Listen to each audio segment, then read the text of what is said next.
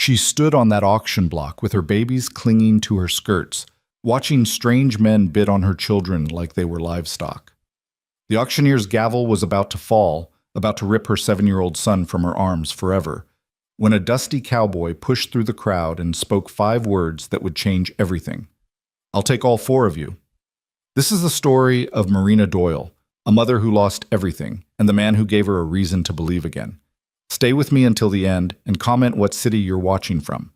I want to see how far this story travels. The August sun beat down on the town square of Lawrence, Kansas territory with the kind of merciless heat that made even the stones seem to sweat.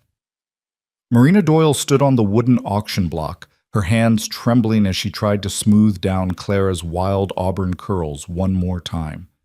The little girl, only 5 years old, pressed her face into her mother's worn calico skirt, her small body shaking with silent sobs she was trying so hard to be brave about. "Mama," Clara whispered, her voice barely audible above the growing murmur of the crowd. "I'm scared." Marina's heart cracked a little more, though she hadn't thought there were any pieces left to break. She crouched down, ignoring the auctioneer's impatient cough behind her, and cupped her daughter's tear-stained face in both hands. "I know, sweet girl, I know." Marina's voice caught, but she forced herself to keep going. "But you remember what I told you? No matter what happens today, no matter where any of us go, we carry each other right here." She pressed her palm gently against Clara's chest, right over her heart. "You feel that beating? That's where Mama lives. That's where Elias and Jonah live. Nobody can take that away." It was a beautiful lie, and they both knew it. 7-year-old Elias stood beside them, his jaw set in a way that made him look far older than his years. His father's eyes stared out from his young face, those same green eyes that Marina had fallen in love with 9 years ago, before the cholera took James, before the debt swallowed everything they'd built, before their whole world came crashing down around them like a house made of cards. "I won't let them take Clara and Jonah, Mama," Elias said fiercely, his small fists clenched at his sides. "I won't." Marina pulled him close, breathing in the little boy's smell of him, sweat and prairie grass and the lye soap she'd scrubbed him with that morning, wanting him to be clean for whatever came next. "Oh, my brave boy, my sweet, brave boy." 3-year-old Jonah didn't understand what was happening. He sat on the edge of the platform, his chubby legs dangling over the side, playing with a wooden horse that his father had carved before the fever took him. The paint was worn off in places where Jonah had clutched it through long nights, but the little boy still galloped it through the air, making soft neighing sounds and living in a world where auction blocks and debt collectors didn't exist. "All right, folks, settle down now." The auctioneer, a florid man named Simmons with whiskey on his breath and greed in his eyes, stepped forward and rapped his gavel against the podium. "We've got ourselves a fine offering here today." Woman, age 26, good health, knows her way around a kitchen and a laundry. 3 children, 2 boys and a girl. Marina closed her eyes. Not children, not offerings, not lots to be divided and dispersed, but that's what they were now. The law saw them as property, as assets to be liquidated to pay off the debts James had left behind.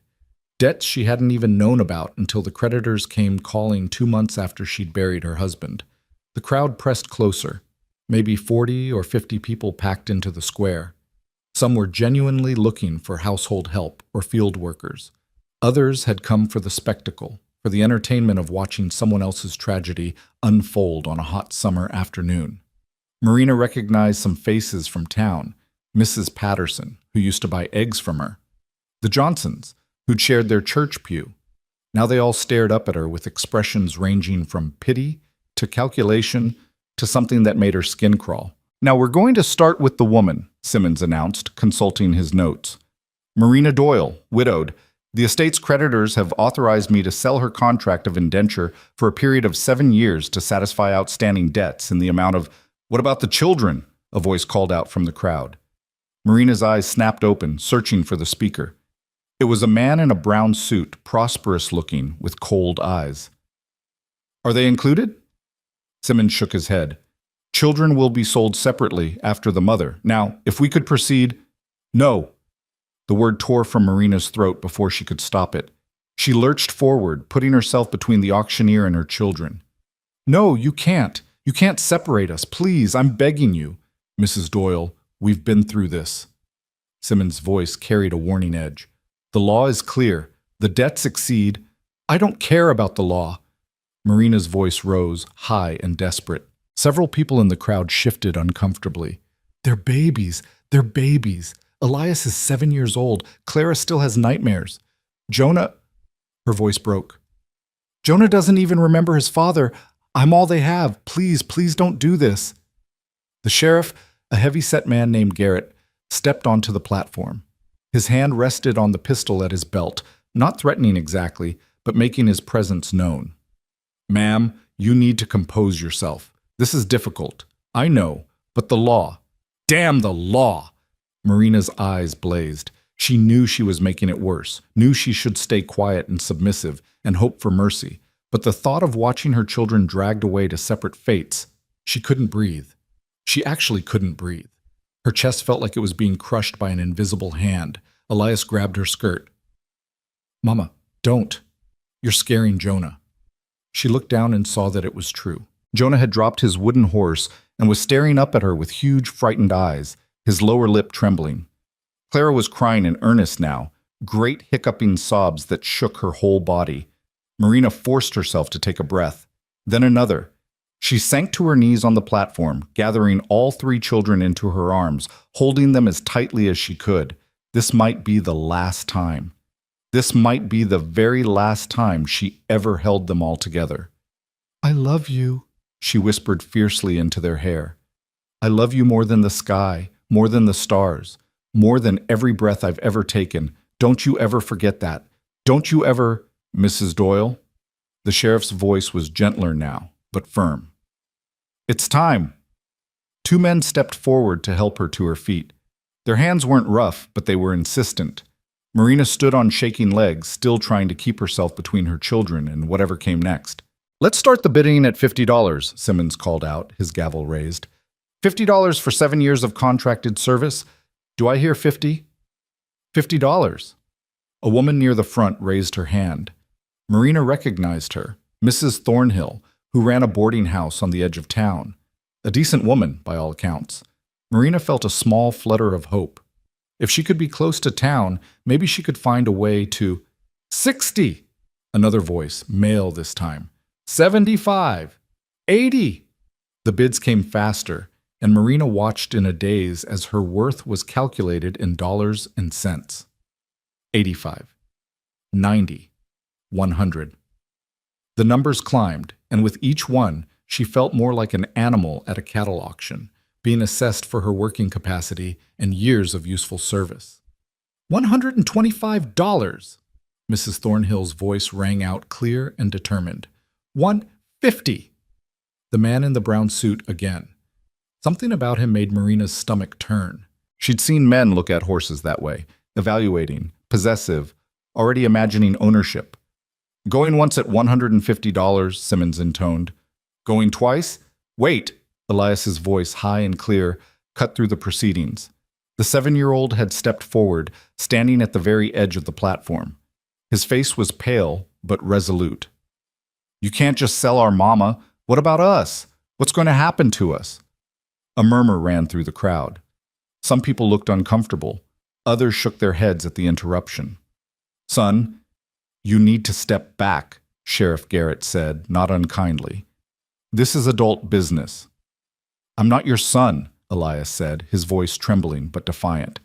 And it's my business if you're taking my mama away. Who's going to take care of us? Who's going to... The children will be placed appropriately, Simmons said with forced patience. Now, if we could... You're going to sell us too, aren't you?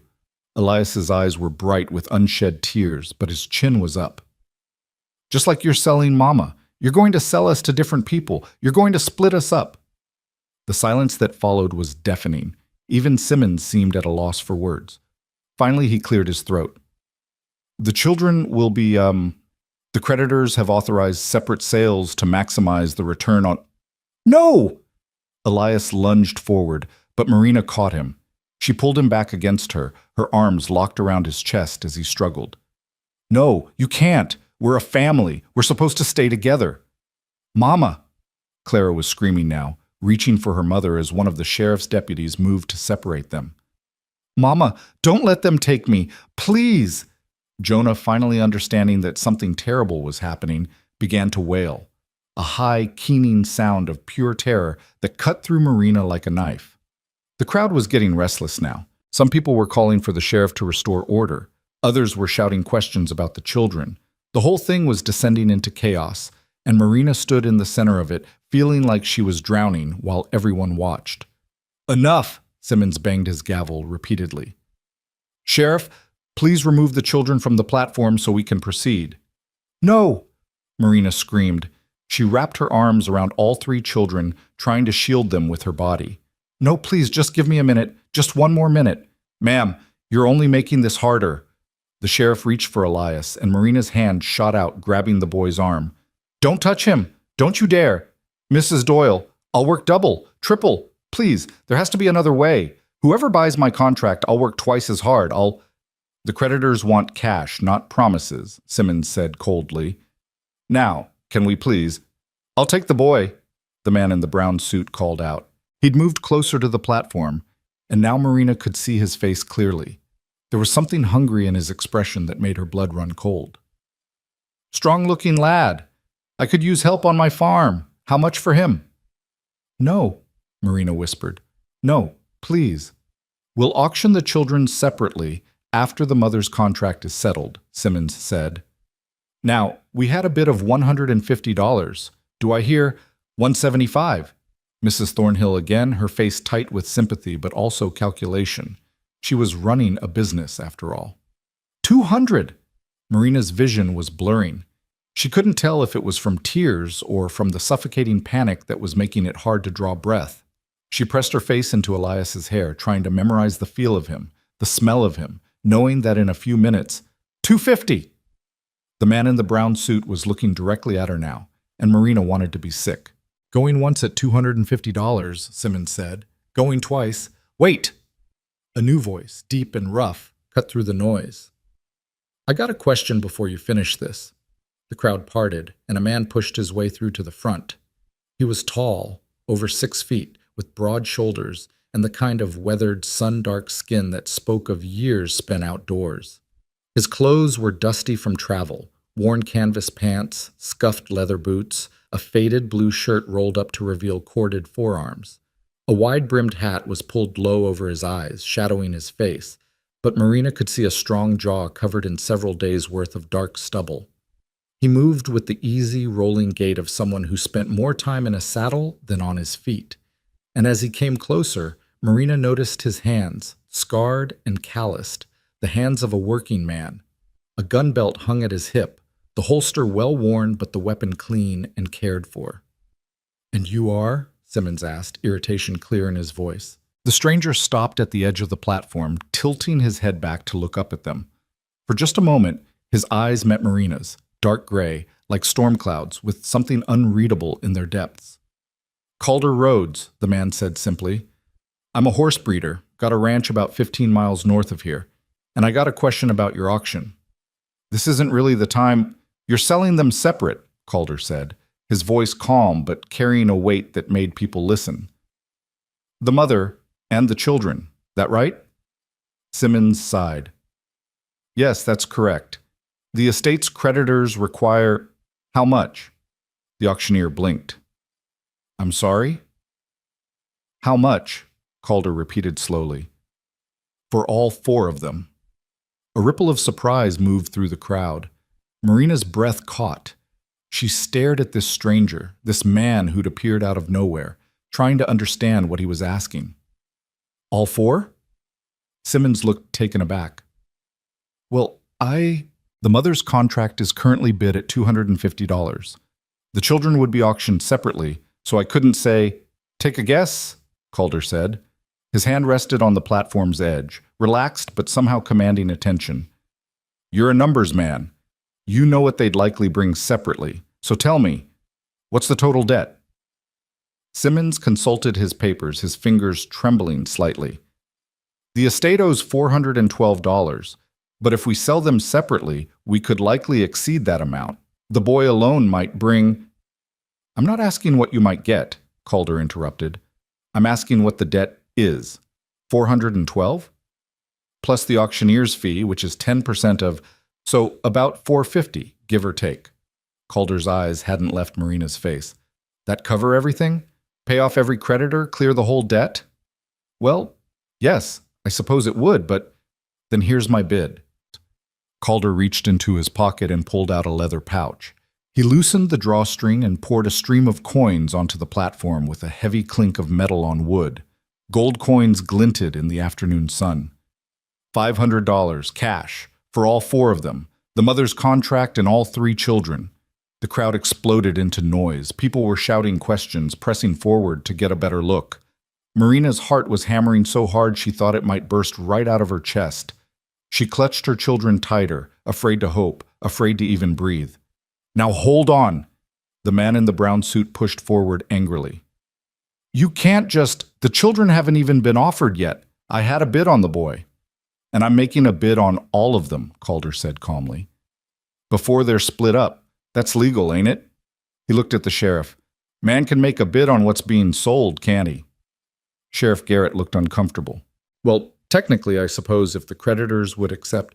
The creditors want their money, Calder said. I'm offering more than they're owed right here, right now. Gold coin, no promises, no payment plans, just cash. But the proper procedure... Simmons was floundering now, looking between the money, the crowd, and the sheriff. The proper procedure is to satisfy the debt, Calder said. There was steel beneath his calm tone now. That's what this is about, isn't it? Collecting what's owed? Well, I'm offering to clear the whole thing in one transaction. Seems to me that's the best outcome for everyone. It's irregular, Simmons protested. But is it illegal? Calder pressed. Because if it's just irregular, I don't really give a damn. Those creditors want their money or not. Simmons looked at the gold coins. $500 was a substantial sum, more than he'd expected to get from the four sales combined. The creditors would be satisfied and he'd get his percentage either way. After a long moment, he deflated slightly. I suppose I could send a runner to the primary creditor, get authorization, but I can't promise. You've got authorization right there, Calder gestured to the coins. That's more than enough to cover every debt and then some. What's left over goes to her.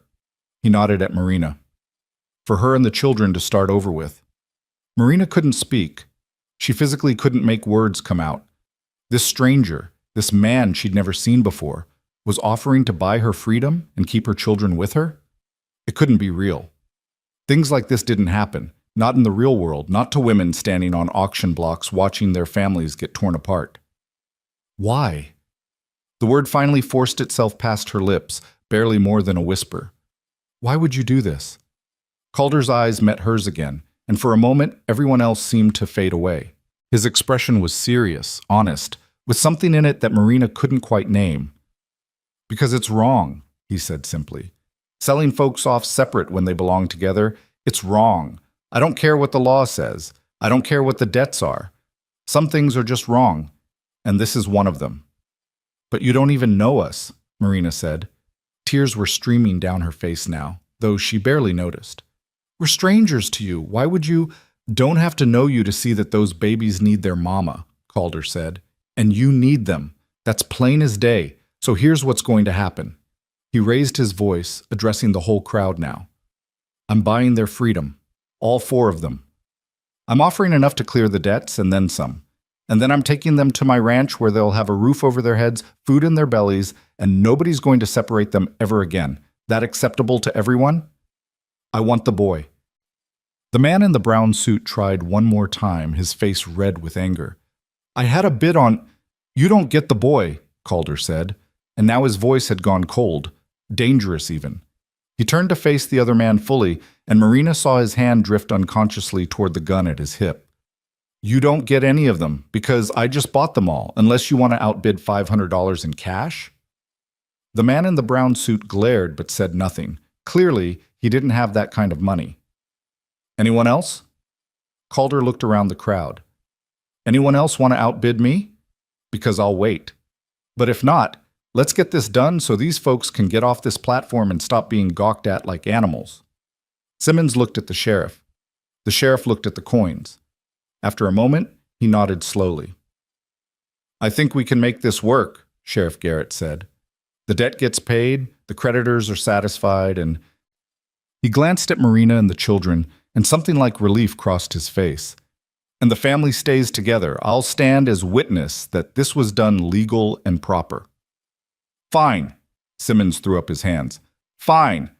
Let the record show that Calder Rhodes purchased the contracted servitude of Marina Doyle and custody of her 3 minor children for the sum of $500 to be paid in full immediately. Does anyone contest this sale?" The crowd was silent. Even the man in the brown suit had slunk back, muttering under his breath. "Then it's settled." Simmons banged his gavel. "Sold to Mr. Rhodes." The words echoed in Marina's ears. Sold, but not separated, not torn apart and scattered to different corners of Kansas territory. Together. They were staying together. Her knees buckled, and she would have fallen if not for the sheriff's quick hand on her elbow, steadying her. Elias was crying now, great shuddering sobs of relief. Clara had buried her face in her mother's skirt, her whole body shaking. Even little Jonah seemed to sense that something important had happened, clinging to Marina's leg with both arms. Calder climbed up onto the platform, and suddenly he was right there in front of her, even taller up close. He smelled like leather and horse and open prairie. His expression was unreadable as he studied her and the children. "You all right?" he asked quietly. Marina tried to answer, but nothing came out. She tried again. I don't understand why." "Don't have to understand it," Calder said. "Just have to accept it. Can you do that?" She nodded, still not quite believing this was real. Calder crouched down, bringing himself to eye level with Elias. The boy looked back at him warily, his face streaked with tears, but his jaw still set in that stubborn line. "What's your name, son?" "Elias," the boy said. "Elias Doyle. And I'm not your son." "Fair enough," Calder said, not taking offense. "You got any brothers or sisters besides these two?" "Just Clara and Jonah." Elias moved protectively closer to his younger siblings. "And our mama. We stay together." "That's right," Calder agreed. "You stay together. That's the whole point of this.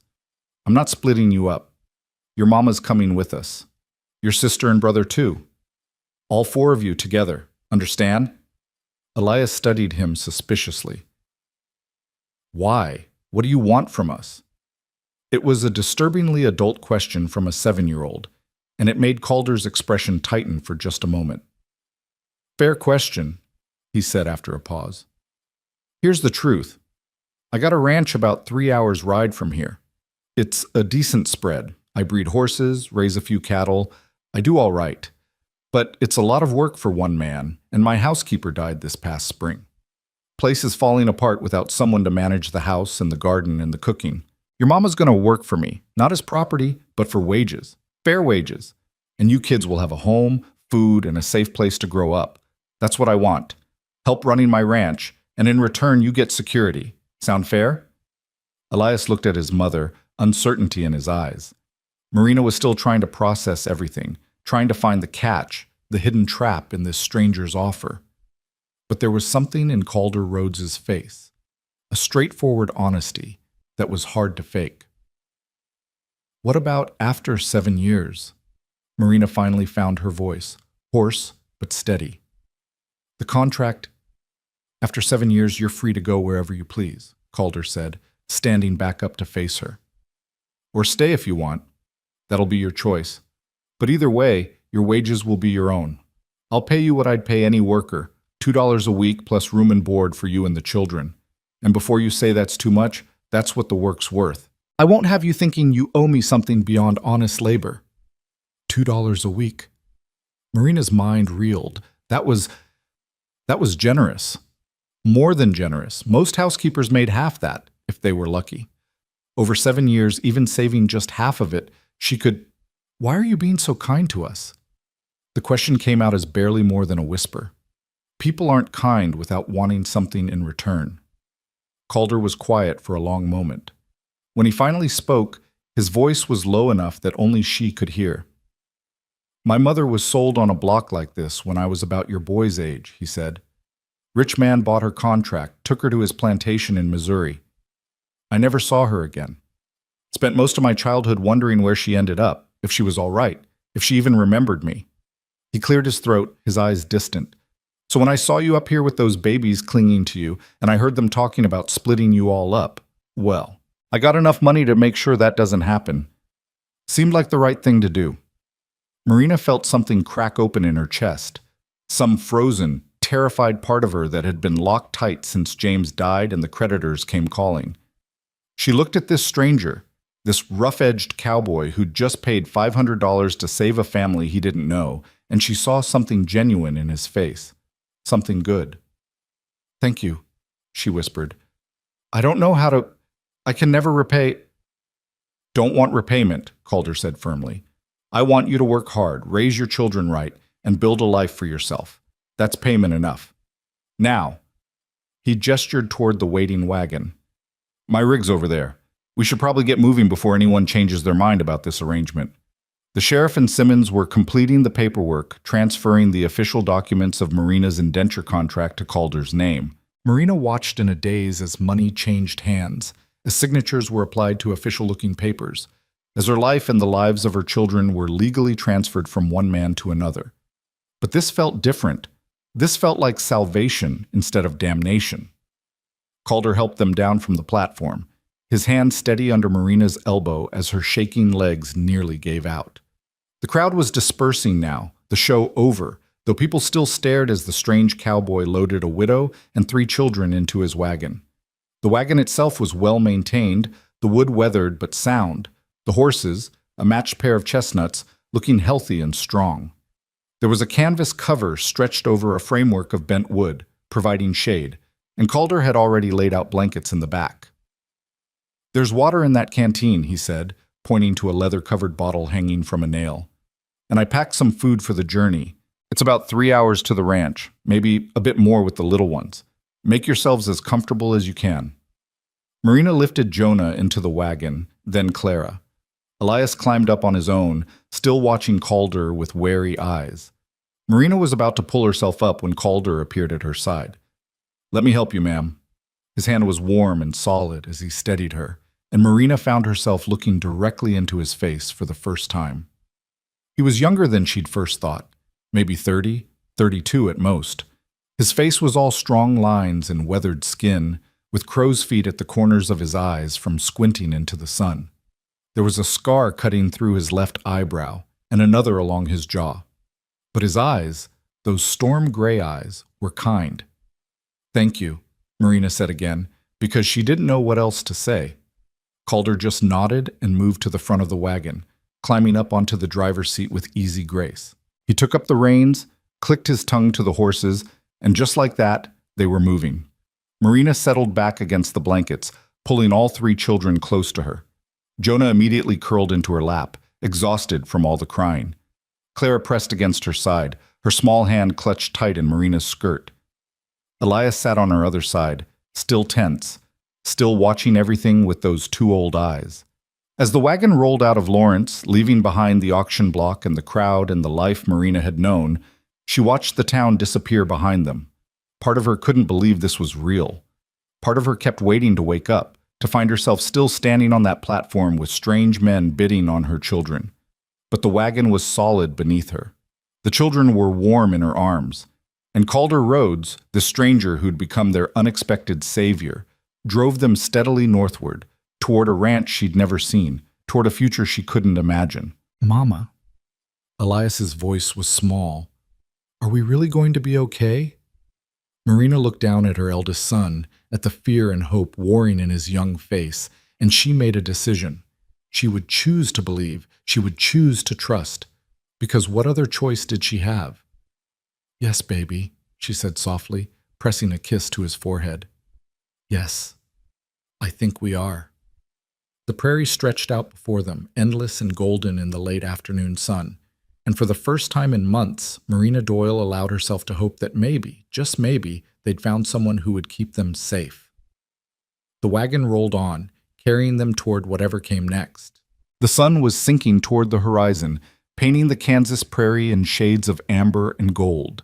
when Calder finally turned the wagon off the main trail onto a narrow dirt road. Marina had been watching the landscape change for the past hour, the flat grasslands gradually giving way to gentle rolling hills, clusters of cottonwood trees marking the presence of water, and in the distance, the dark line of what might be a river or creek. Jonah had fallen asleep in her lap, his thumb stuck firmly in his mouth despite her attempts over the years to break him of the habit. Clara dozed fitfully against her side, occasionally jerking awake with a small cry before Marina could soothe her back to sleep.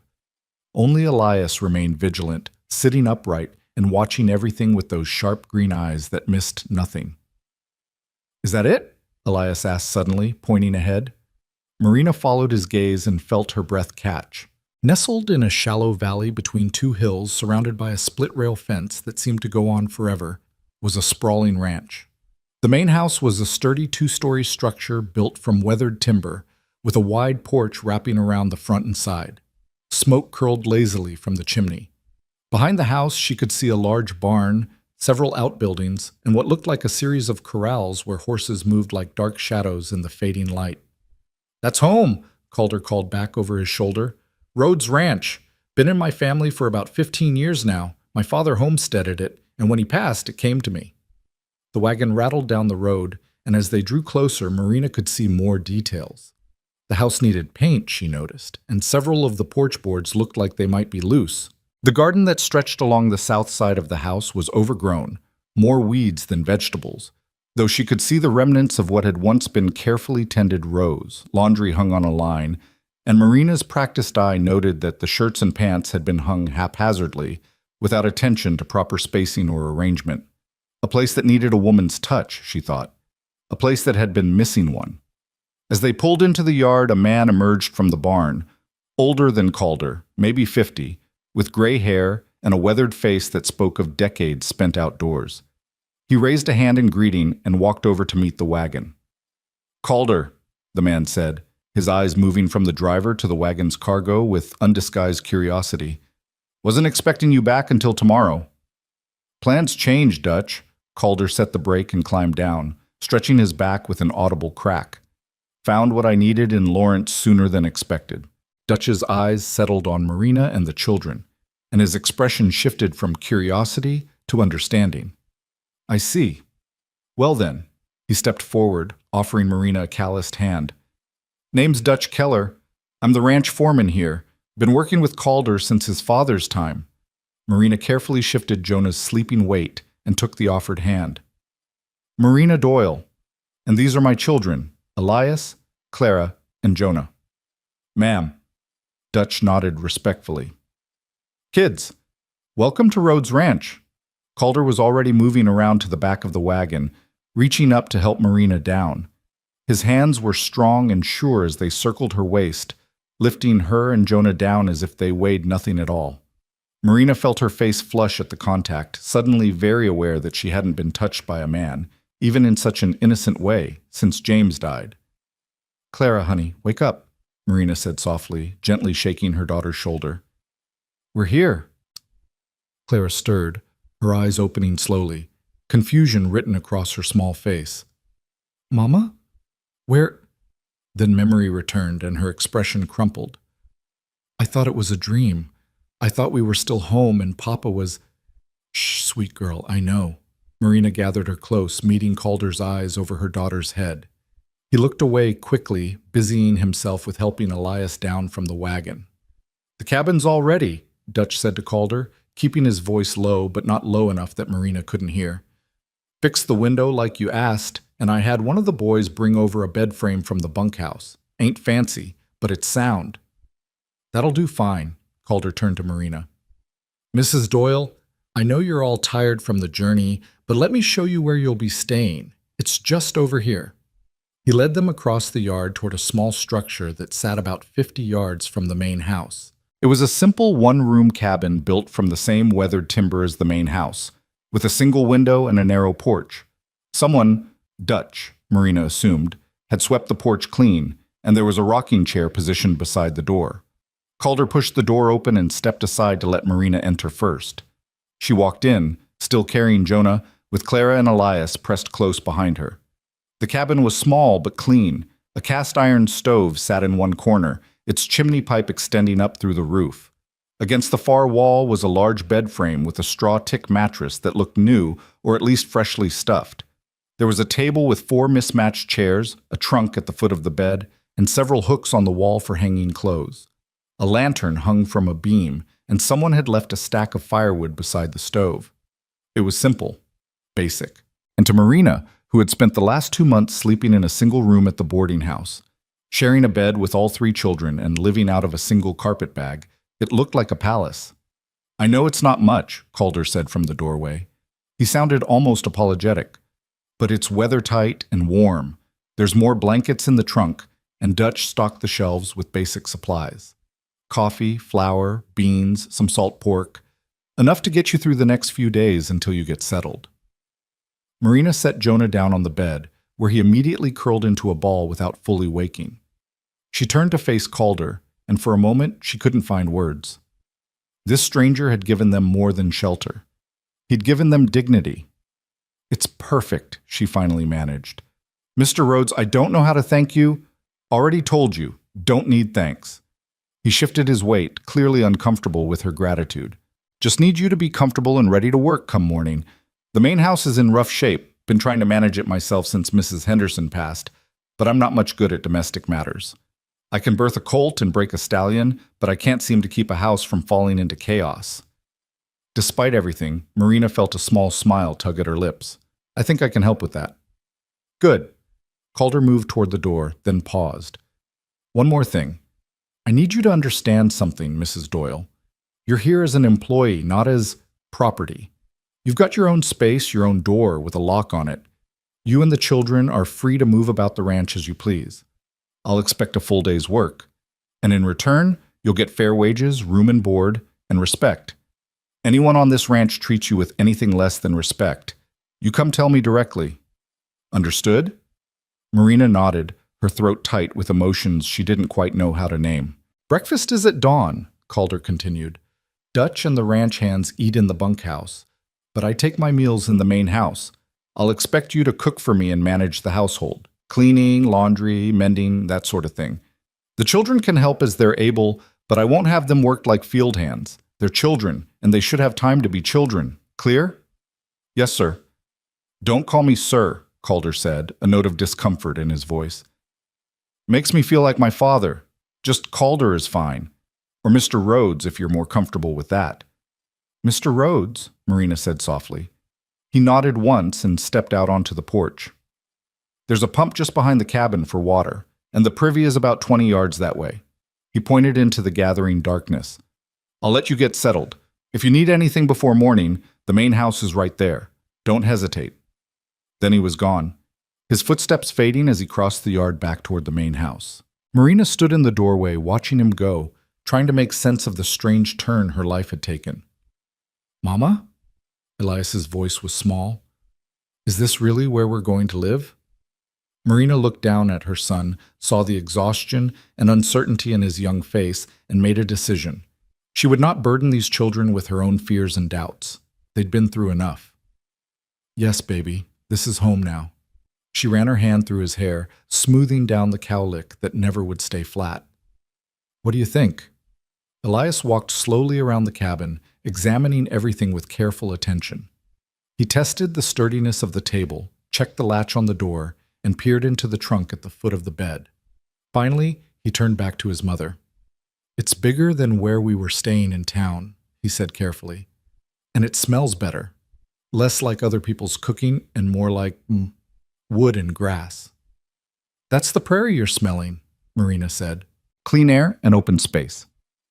Clara had been exploring too, though her investigation was less practical than her brother's. She'd discovered a small shelf beside the stove where someone had left a few basic dishes and cups. Now she stood on tiptoe, running her fingers along the edge of a blue-rimmed plate. "Mama, can this be my special plate?" she asked. "It has flowers painted on it, see?" Marina came over to look. The plate was simple earthenware with a crude but cheerful pattern of daisies around the rim. "I think that would be lovely, sweet girl. We'll use it for your breakfast tomorrow." "Really?" Clara's face lit up with the first genuine smile Marina had seen from her in months. My very own plate. Your very own plate. It was such a small thing, Marina thought. A chipped plate with fading flowers. But to Clara, who had owned nothing but the dress on her back and a single rag doll for the past 2 months, it was treasure.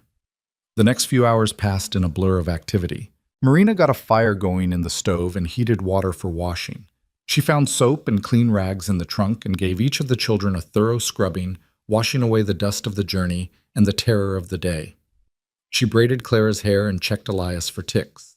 She changed Jonah into the one clean nightshirt he owned and settled him properly in the bed. By the time full darkness had fallen, all 3 children were tucked into the bed together, clean and fed on the salt pork and beans Marina had prepared. They looked so small in that big bed, huddled together the way they'd learned to do in the cramped quarters of the boarding house. Marina stood by the stove, watching them sleep, and allowed herself to feel the full weight of the day. Her hands were shaking, she realized. They'd been shaking since she climbed down from that auction block, but she'd been too focused on the children to notice. Now, in the quiet darkness of the cabin, the trembling spread through her whole body. She could have lost them. Dear God, she'd been minutes, seconds, away from watching Elias dragged away to that man's farm, from seeing Clara and Jonah sold to strangers, from being separated from her babies forever. The thought made her knees weak, and she had to grip the edge of the table to keep from sinking to the floor. A knock at the door made her jump. She pressed a hand to her racing heart and moved to answer it, expecting to see Calder. Instead, a young man stood on the porch, maybe 18 or 19, with a shock of red hair and a friendly, freckled face. Evening, ma'am, he said, pulling off his hat respectfully. Name's Tommy. I'm one of the ranch hands. Mr. Rhodes sent me over with these. He held out a basket covered with a checkered cloth. Marina took the basket and peeked under the cloth. Inside were fresh eggs, a loaf of bread that was still warm, a crock of butter, and a small jar of preserves. Mr. Rhodes said to tell you this is for your breakfast, Tommy continued, and that if you need anything at all, any of us boys would be happy to help. We're in the bunkhouse, that long building just past the barn. Thank you, Marina said, her voice unsteady. That's very kind. Tommy shuffled his feet, looking uncomfortable. We're glad you're here, ma'am. Place has been falling apart without someone to manage the house. And those are cute kids you got. Saw the little one earlier, fast asleep in the wagon. Reminded me of my little brother back home. He clapped his hat back on his head and disappeared into the darkness before Marina could respond. She closed the door and leaned against it, staring at the basket in her hands. Everywhere she turned, she found kindness.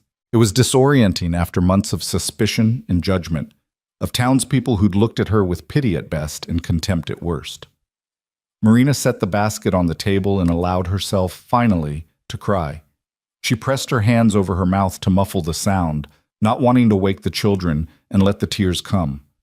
Fear and relief and exhaustion and desperate, fragile hope all poured out of her in silent, shaking sobs. When she finally had no tears left, she washed her face with the cold water from the basin and looked around the cabin again.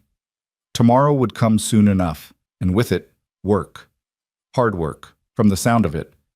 But for tonight, they were safe. They were together. And that was enough. Marina changed into her nightdress, checked on the children one more time, and climbed into the bed beside them.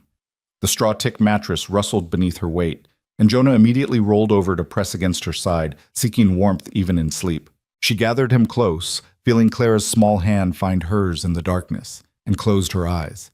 She didn't expect to sleep, but exhaustion claimed her almost immediately, pulling her down into deep, dreamless darkness. Dawn came too early, announced by a rooster somewhere in the yard, and the sound of men's voices as the ranch hands made their way to the bunkhouse for breakfast. Marina woke with a start, momentarily disoriented before memory returned. The cabin. The ranch. Calder Rhodes and his impossible kindness. She slipped carefully out of bed, not wanting to wake the children yet, and dressed quickly in her work dress. A plain gray cotton that had seen better days but was at least clean and mended. She pinned up her hair, splashed cold water on her face, and started a fire in the stove. By the time the children began stirring, she had coffee brewing and eggs cooking. The bread from last night made perfect toast when held over the open flame of the stove, and with butter and preserves, it was better than anything they'd eaten in months. "Morning, Mama," Elias said sleepily, climbing out of bed and padding over to the table in his bare feet. "Smells good." "Morning, baby. Wash your face and hands, then come eat." They ate quickly, the children wolfing down their food with the appetite of youth. Marina barely tasted her own breakfast, too nervous about the day ahead. What if she couldn't meet Calder's expectations? What if the work was too much? What if he realized he'd made a mistake and... She forced herself to stop that line of thinking. One day at a time, one task at a time. That was how she'd survived the past few months, and that was how she'd survived this too. A knock at the door came just as they were finishing.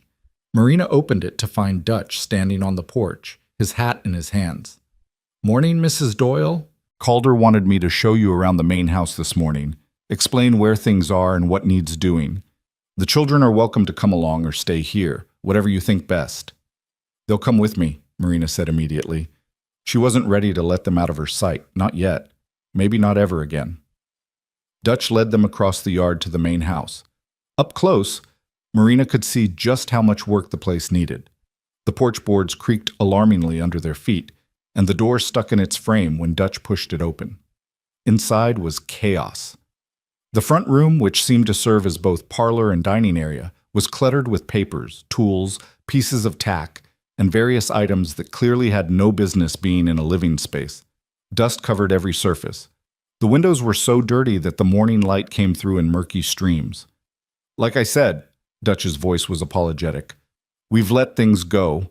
Mrs. Henderson kept this place spotless, but after she passed, well, none of us know much about housekeeping. We tried, but I can see that," Marina said, surveying the disaster. Then she rolled up her sleeves. "All right, first things first. Clara, honey, can you take Jonah outside to play? Stay where I can see you from the window. Elias, you're with me. We're going to need every hand for this." Over the next several hours, Marina threw herself into the work with a determination that bordered on ferocity. She needed this, needed the physical labor, the tangible results, the sense of purpose. Elias helped her carry load after load of items that didn't belong in the house out to the porch, where Dutch sorted them and carried them to their proper places. Clara swept while Jonah played with his wooden horse in a patch of sunlight on the porch. Marina scrubbed floors, washed windows, beat rugs, and organized shelves. The kitchen was the worst. Layers of grease coated the stove, and the pantry was a disorganized mess of supplies that had been shoved onto shelves with no thought to order or efficiency. But Marina had grown up helping her mother run a household, and she knew how to bring order from chaos.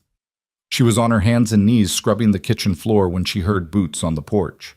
She looked up to find Calder standing in the doorway, staring at the transformation with an expression of stunned disbelief. "Mrs. Doyle," he said slowly, "have you been working since dawn?" Marina sat back on her heels, wiping her forehead with the back of her hand. "Yes, sir, Mr. Rhodes. I wanted to make a start on things." "A start?" Calder walked through the front room, his eyes taking in the clean windows, the dust-free surfaces, the organized space. "This is more than a start. This is a miracle." "It's just cleaning, Mr. Rhodes. Nothing miraculous about soap and water and elbow grease." But Calder was shaking his head. "You don't understand. This place, it's been 6 months since Mrs. Henderson died. 6 months of me and Dutch trying and failing to keep it livable. And in one morning, you've..." He trailed off, running a hand through his hair. "I knew I needed help, but I didn't realize how much until just now."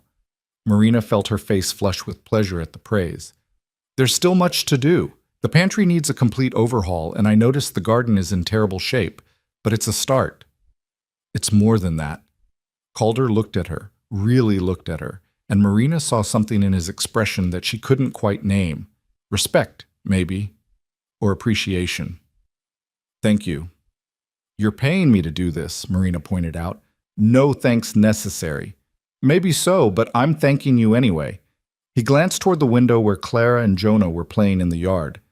"Your children, they doing all right?" "As well as can be expected, I think. They're resilient. That boy of yours, Elias, he's got a good head on his shoulders. Found him earlier helping Dutch fix a fence post. Didn't have to be asked, just saw what needed doing and did it. Pride swelled in Marina's chest. He's always been that way, tries to help carry the weight, even when he's too young to understand what that weight is. Well, he's welcome to help around the ranch if he wants. We've got plenty of light work that would suit a boy his age. Might be good for him. Give him something to focus on besides. Calder gestured vaguely, clearly not wanting to say, besides watching his mother almost lose everything on an auction block. I think he'd like that, Marina said softly. He's been cooped up for too long. He needs space to run and work to do. They stood there for a moment, an oddly comfortable silence stretching between them. Then Calder cleared his throat and stepped back. Right. Well, I'll let you get back to it. I need to check on the horses in the south pasture, but I'll be back for dinner around noon. Nothing fancy, just whatever you can put together. I'll manage, Marina assured him. After he left, she returned to her work, but her mind kept drifting back to the conversation. There was something about Calder Rhodes that she couldn't quite figure out.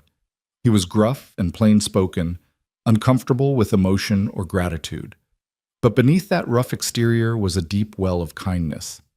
The way he looked at her children, not as burdens or obligations, but as human beings worthy of care and consideration, that meant more to Marina than any amount of money could.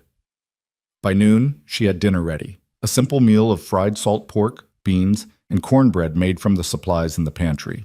It wasn't fancy, but it was hot and filling, and when Calder came in from the pasture and sat down at the now clean table, he ate with the enthusiasm of a man who'd been living on his own poorly cooked meals for too long. Best meal I've had in months, he said, reaching for a second piece of cornbread. Maybe years. Marina, eating her own dinner while standing near the stove and keeping an eye on the children at the smaller table she'd set up for them, felt warmth spread through her chest. It's just simple food, Mr. Rhodes. Sometimes simple is exactly what's needed. He glanced at the children. They eating enough? Marina looked over at Elias, Clara, and Jonah, all three of them focused intently on their plates. More than enough? This is more food than they've seen in a while. Calder's jaw tightened. Well, there's plenty more where that came from. This ranch runs lean sometimes, but we never go hungry. Make sure they know that. They can eat their fill at every meal.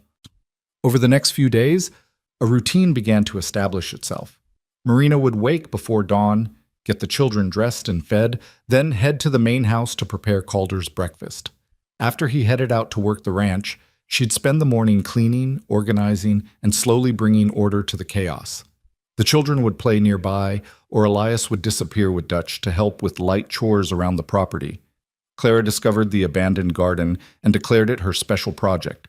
With Marina's permission and some basic instruction, she began the work of clearing out the weeds and identifying which plants could be saved. Jonah followed her around like a small shadow, alternately helping and hindering her efforts. Marina found herself falling into the rhythm of ranch life more easily than she'd expected. There was something deeply satisfying about the work. The way a dirty floor became clean under her hands, the way an organized pantry made cooking easier, the way fresh bread filled the house with warmth and comfort. It was honest work, and she was good at it. Calder, for his part, was a considerate employer. He never demanded more than was reasonable, always thanked her for the meals she prepared, and made a point of asking after the children every evening. He was a man of few words, but the words he did speak were genuine. It was on the fourth day that something shifted. Marina was in the kitchen preparing dinner when she heard a commotion from outside, raised voices and what sounded like Elias shouting. She dropped the spoon she'd been holding and ran for the door, her heart in her throat. In the yard, she found Elias backed up against the barn wall, his face streaked with tears of fury, while one of the ranch hands, a man she'd seen around but hadn't been introduced to, loomed over him. The man was big, well over 6 feet and heavy with muscle, and he looked angry. "What's going on here?" Marina demanded, moving toward her son. "Your boy," the ranch hand said, his voice rough with irritation. "Just cost me a week's wages." "I didn't mean to," Elias's voice cracked. "I was just trying to help." "Elias, what happened?" Marina reached her son and put herself between him and the angry man. I was helping with the horses," Elias stammered, "and Mr. Pike asked me to hold the gate while he moved the stallion to the other corral. But the horse got spooked, and he ran past me, and now he's loose, and that stallion's worth more than you'll make in 5 years, boy, Pike snarled. If he gets hurt or runs off the property, it comes out of my pay. Do you understand that? Back off. The command came from behind them, and Marina turned to see Calder striding across the yard, his expression thunderous. Pike, step away from the boy. Now. Pike hesitated, then moved back, but his face was still twisted with anger. Calder, that boy of hers let Red Devil loose. If we lose that horse, we're not going to lose the horse, Calder said calmly. Tommy and Dutch are already tracking him. He won't have gone far, probably just down to the creek. And even if we do lose him, that's not the boy's fault. You shouldn't have put a 7-year-old in charge of holding a gate for an unbroken stallion in the first place. What were you thinking? I was thinking I needed an extra hand, and he was offering. He's a child, Pike, a child trying to be helpful. If that horse gets loose, that's on you for poor judgment, not on him. Calder's voice had gone cold. Now get out to the south pasture and help find Red Devil. And Pike, if I ever see you looming over one of these children again, you'll be looking for work elsewhere. Are we clear? Pike glared but nodded once before stalking off toward the pasture. Marina felt Elias trembling against her side and pulled him close. I'm sorry, Elias whispered. I'm so sorry, Mama. I was just trying to help. I thought, shh, baby, it's all right. She looked up at Calder. Mr. Rhodes, I apologize. I should have. You have nothing to apologize for, Calder said firmly. He crouched down to Elias's level. Son, you listening to me? Elias nodded miserably. You made a mistake, that's all. Everyone makes mistakes, especially when they're learning. The important thing is that you were trying to help, and that tells me you've got character. But from now on, before you take on any task with the animals, you check with me or Dutch first. Some of these horses are dangerous, even for experienced hands. Understood? Yes, sir, Elias said quietly. Good. Calder stood back up, and Marina saw something in his face soften as he looked at her son. Why don't you come with me? We'll go check on the chickens. That's a job that's hard to mess up, and we need someone to collect the eggs anyway. Your mama could probably use them for baking. Elias looked up at Marina, asking silent permission. She nodded, and the boy moved cautiously to Calder's side. Together, they walked toward the chicken coop, Calder's hand resting briefly on Elias's shoulder in a gesture of reassurance. Marina stood in the yard, watching them go, and felt something shift in her chest. This man, this rough, plain-spoken cowboy who'd bought them off an auction block, was treating her son with more kindness and patience than his own father had sometimes managed. James had loved his children, but he'd been stern, quick to judge, and slow to forgive mistakes. Calder was different. Harder on the outside, perhaps, but with a gentleness at his core that he tried to hide. That night, after the children were asleep and the cabin was quiet, Marina sat in the rocking chair on the porch and let herself think about the future for the first time in months. 7 years of her contract stretched ahead. 7 years of working on this ranch, raising her children in this small cabin, seeing Calder Rhodes every day. It should have felt like a prison sentence. Instead, sitting there in the warm darkness with the sound of crickets singing in the grass and the stars bright overhead, it felt like the first real home she'd had since James died. And that realization, more than anything else that had happened in the past few days, terrified her. Because Marina Doyle had learned the hard way that good things didn't last, that safety was an illusion, that trusting someone, anyone, was a luxury she couldn't afford. But as she sat there in the darkness, listening to the peaceful sounds of the ranch settling in for the night, she found herself wanting to believe, wanting to trust, wanting to hope that maybe, just maybe, they'd finally found a place where they could heal. Inside the cabin, Jonah cried out in his sleep, and Marina went to him, soothing him back to dreams. Tomorrow would bring more work, more challenges, more opportunities to prove herself. But for tonight, they were safe. And for now, that was enough. The weeks passed with the swiftness that surprised Marina. June melted into July, and the Kansas summer settled over the ranch like a heavy blanket, bringing with it long days of work and longer evenings filled with the sound of cicadas and the children's laughter. The cabin that had seemed so strange on that first night now felt familiar, lived in, and the rhythms of ranch life had become as natural as breathing. Clara's garden was flourishing under her devoted attention. The little girl would spend hours crouched among the rows, her dress stained with dirt, carefully tending to the tomato plants and beans and squash that were finally beginning to produce. She'd created a small scarecrow from straw and old clothes that Calder had given her, and she'd named it Mr. Friendly, because, as she explained seriously to her mother, he needs to be nice to the birds even while he's scaring them away, Mama.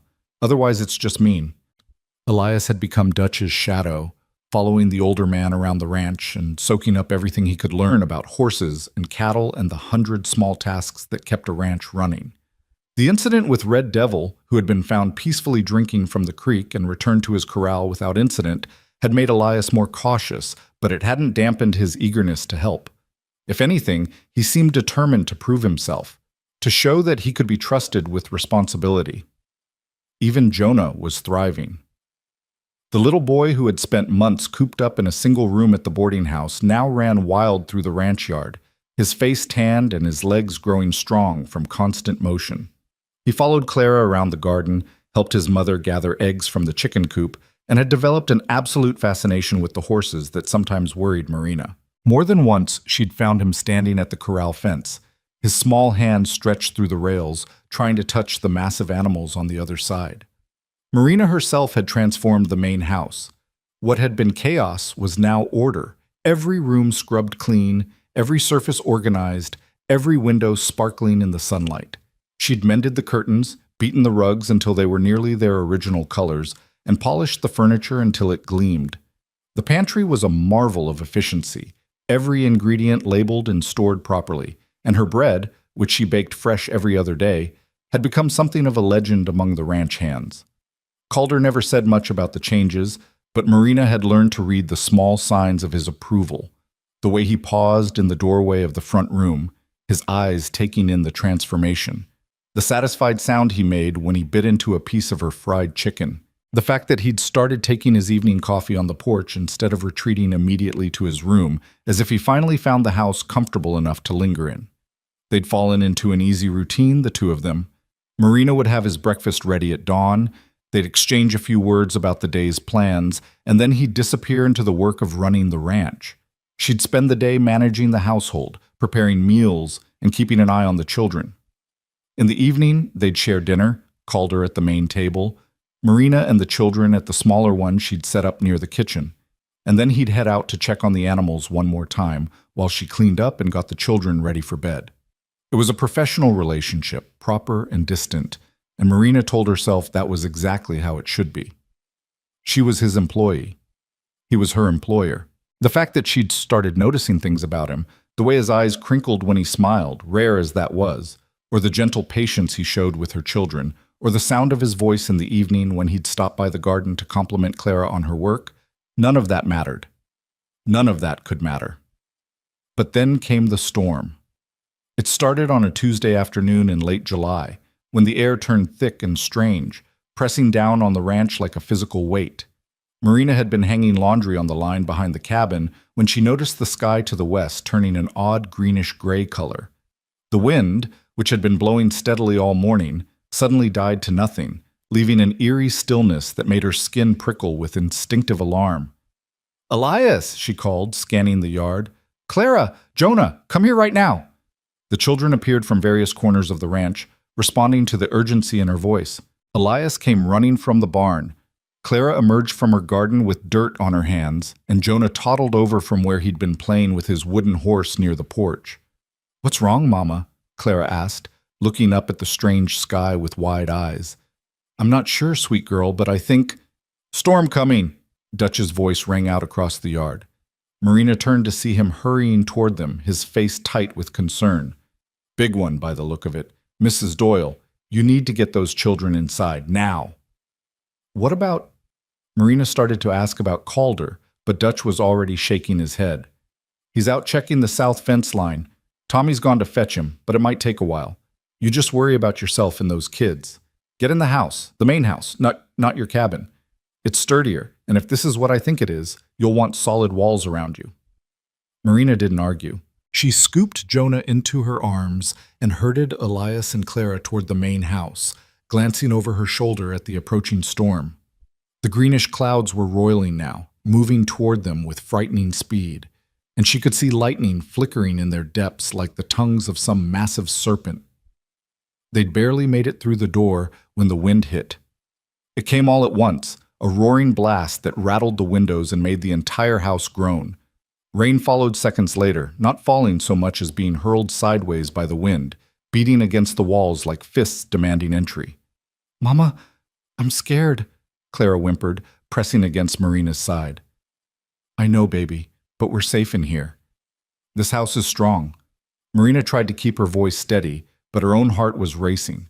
She'd lived through prairie storms before, but this one felt different, more violent, more angry. Thunder cracked overhead, so loud that Jonah screamed and buried his face in Marina's shoulder. Elias moved to the window, trying to see out through the sheets of rain. "Don't stand by the window," Marina said sharply. "Come away from there, Elias." "But Mama, I can't see Mr. Rhodes. What if he's still out there? What if..." Another blast of wind hit the house, and this time Marina heard something crack. She looked up in time to see one of the upstairs shutters tear loose and go flying past the window, disappearing into the gray chaos of the storm. "Everyone into the kitchen," she ordered. "Away from the windows, now." They huddled together in the kitchen, which sat at the center of the house with only one small window. Marina pulled the children close, wrapping her arms around all three of them while the storm raged outside. The wind howled like a living thing, and the rain hammered at the walls with such force that she could feel the vibrations through the floor. Minutes passed like hours. Clara was crying silently, her face pressed into Marina's dress.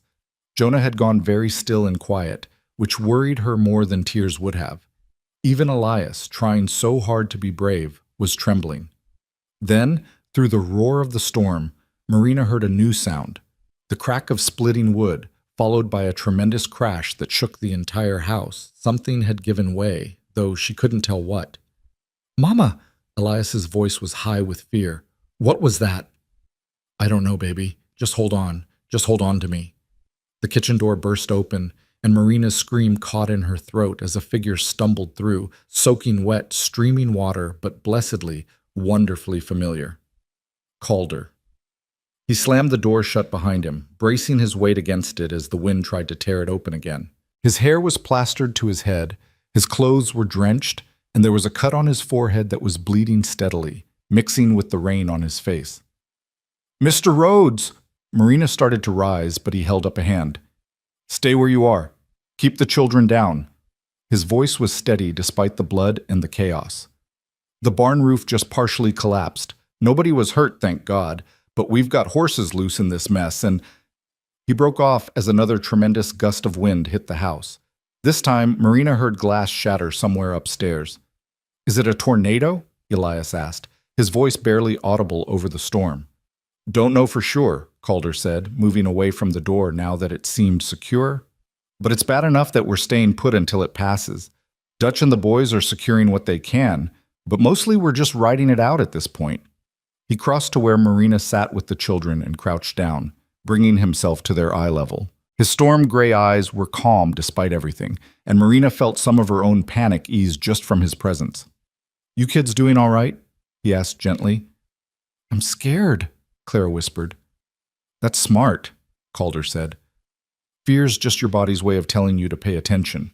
Nothing wrong with being scared as long as you don't let it make you stupid. And you're all being very brave, staying calm, and listening to your mama. That's good." "You're bleeding," Elias pointed out, staring at the cut on Calder's forehead. "Am I?" Calder touched his head and looked surprised at the blood on his fingers. "Must have caught a branch on the way back. Mrs. Doyle, you got anything I could..." But Marina was already moving. She settled Jonah into Elias's arms and crossed to the kitchen basin, grabbing a clean cloth and wetting it. When she returned to Calder, she hesitated for just a moment before reaching up to dab at the cut. "Hold still," she murmured, focusing on the wound to avoid meeting his eyes. She was acutely aware of how close they were, of the warmth of his skin beneath her fingers, of the way he'd gone very still at her touch. The cut wasn't deep, thankfully, though it was bleeding freely the way head wounds did. Marina cleaned it carefully, her movements gentle but efficient, and tried to ignore the way her heart was beating too fast. "Thank you," Calder said quietly, his voice pitched just for her. For taking care of the house. For keeping the children calm. You're good at this. At managing a crisis. Had plenty of practice, Marina said, a trace of bitterness creeping into her voice before she could stop it. She pressed the cloth against the cut, applying pressure to stop the bleeding. When your husband dies and leaves you with 3 children and a mountain of debt, you learn to manage crises. I'm sorry, Calder said, about your husband, about what you went through. Marina met his eyes then, and something in his expression made her throat tighten. Sympathy, yes, but also understanding. This man knew what loss looked like. He'd lived through his own. It's past, she said softly. We survived. That's what matters. Surviving isn't the same as living. The words hung between them, weighted with meaning Marina wasn't quite ready to examine. She pulled the cloth away from his forehead and inspected the cut. The bleeding had slowed. You'll live, she said, trying to lighten the moment, though you're going to have a nasty bruise. Won't be my first. Calder's lips quirked in what might have been the ghost of a smile. Then his expression sobered as another gust of wind rattled the house. Storm's not letting up. We might be here a while. They were there for 3 hours. 3 hours of huddling in the kitchen while the storm tore across the prairie with savage fury. 3 hours of wind and rain and thunder that seemed to shake the very foundations of the earth. 3 hours during which Marina learned things about Calder roads that she hadn't known before. He was good with the children, for one thing. When Jonah grew restless and frightened, Calder distracted him with a story about a legendary horse that could outrun the wind. When Clara started crying again, he pulled a slightly battered peppermint stick from his pocket. Where he'd gotten it, Marina had no idea, and gave it to her with such solemnity that she stopped mid-sob. When Elias peppered him with worried questions about the horses and the ranch, he answered each one honestly but reassuringly, treating the 7-year-old like his concerns were valid and important. And he was kind. Marina had known that already, of course. You didn't buy a widow and her 3 children off an auction block if you weren't fundamentally kind, but she saw it again in the small gestures. The way he positioned himself between the children and the windows, as if his body could shield them from harm. The way he kept his voice calm and steady, even when she could see the worry in his eyes. The way he met her gaze across the children's heads and gave her small nods of encouragement, as if to say, "You're doing fine. We're going to be all right." By the time the storm finally began to ease, moving off to the east with the last few rumbles of thunder, Marina felt wrung out and exhausted. But they were safe. They were all safe. "I need to go check on the damage," Calder said, rising stiffly from where he'd been sitting on the floor. "Make sure none of the animals are hurt. See what we lost. You and the children should stay here until I come back and tell you it's safe to go outside. There might be debris everywhere, and I don't want anyone stepping on a nail or cutting themselves on broken wood." "Be careful," Marina said, then felt foolish for saying it. Of course he'd be careful. But Calder just smiled, a real smile this time, warm and genuine. "Yes, ma'am." After he left, Marina got the children settled in the front room and went to assess the damage to the house itself.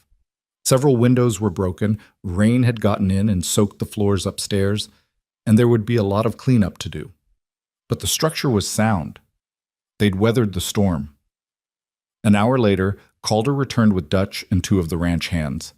His face was grim. "How bad?" Marina asked, meeting him at the door. "Could be worse. The barn roof needs repair, and we lost part of the fence around the north pasture.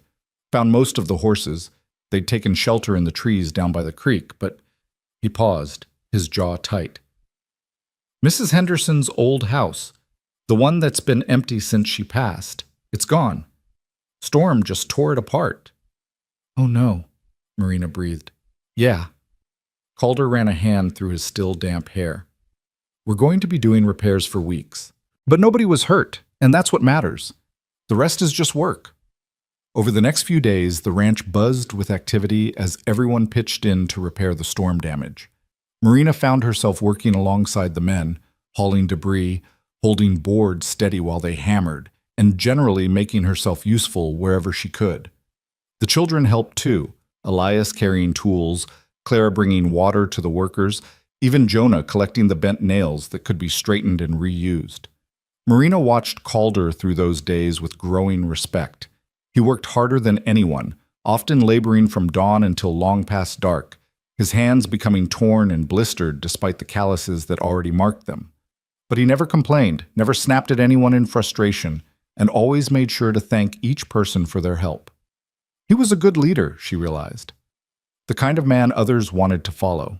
It was on the third day after the storm, as Marina was sweeping broken glass from one of the upstairs bedrooms, that she heard shouting from outside.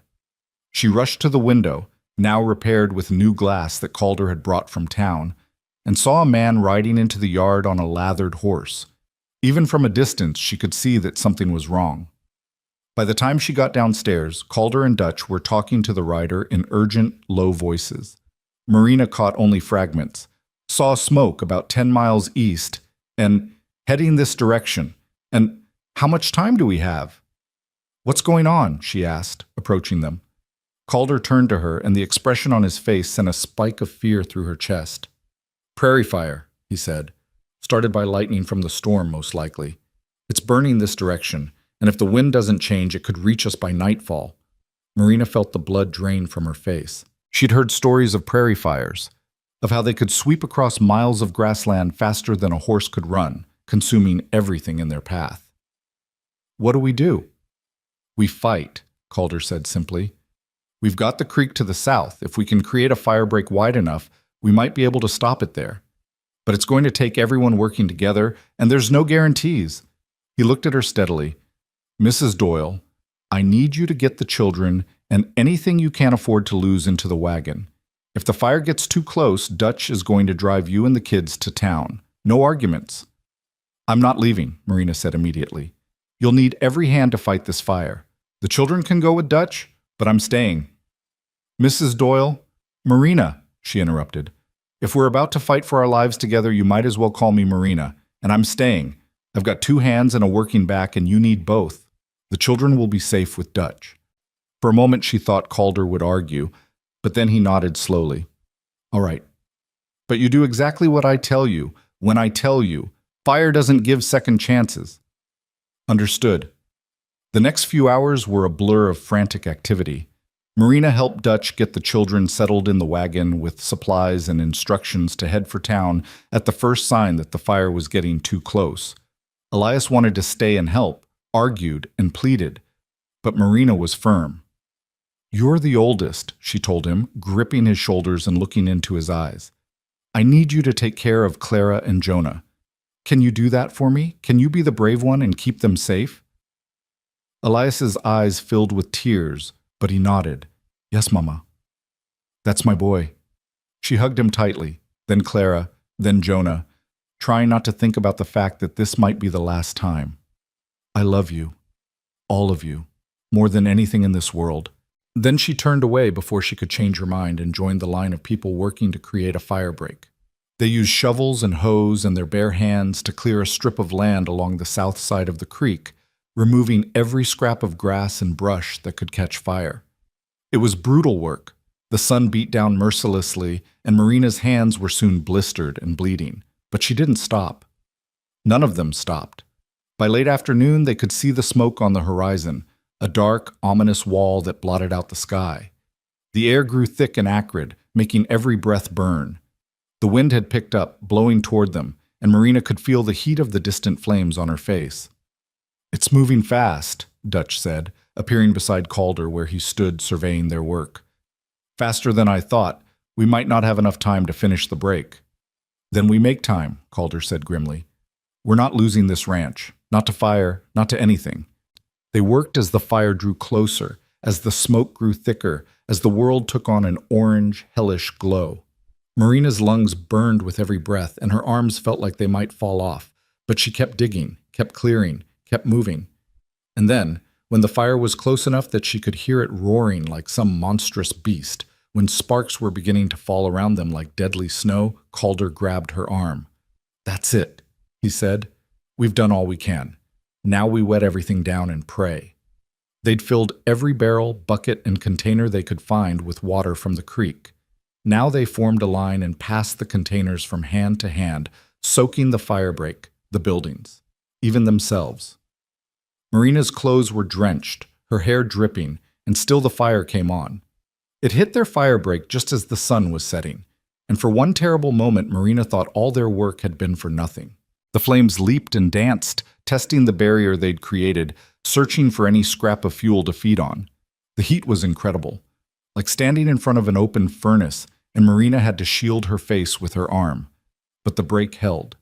The fire raged along the south side of the creek, burning itself out against the barrier of cleared land and water. It tried to jump across, sparks flying like angry fireflies, but each time the flames found only wet earth and stone. Slowly, agonizingly, the wall of fire began to move past them, sweeping to the east and leaving behind scorched, blackened earth. They'd done it. They'd saved the ranch. Marina sank to her knees, her whole body shaking with exhaustion and relief. Around her, the ranch hands were cheering, embracing each other, some of them actually crying.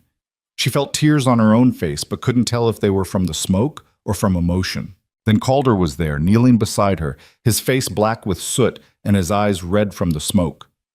"You all right?" he asked hoarsely.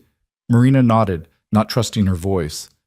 "You fought like a demon," Calder said, and there was something in his expression, admiration maybe, or respect, or something deeper that she didn't dare name. "I've never seen anything like it. You and your children, you're fighters, all of you." "We survive," Marina managed. "That's what we do." "No," Calder said softly, reaching out to brush a streak of soot from her cheek.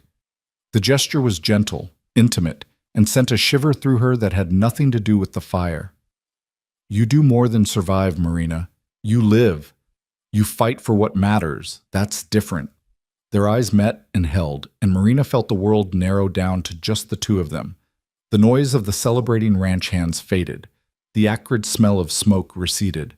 There was only Calder's face, lined with exhaustion and marked with soot, and his eyes looking at her with something that made her heart race in a way that had nothing to do with fear. "Calder, she started, but then Dutch was calling for him, something about checking the buildings one more time to make sure no sparks had caught, and the moment broke. Calder rose, offering Marina his hand to help her up. She took it, feeling the rough calluses of his palm against hers, and allowed him to pull her to her feet.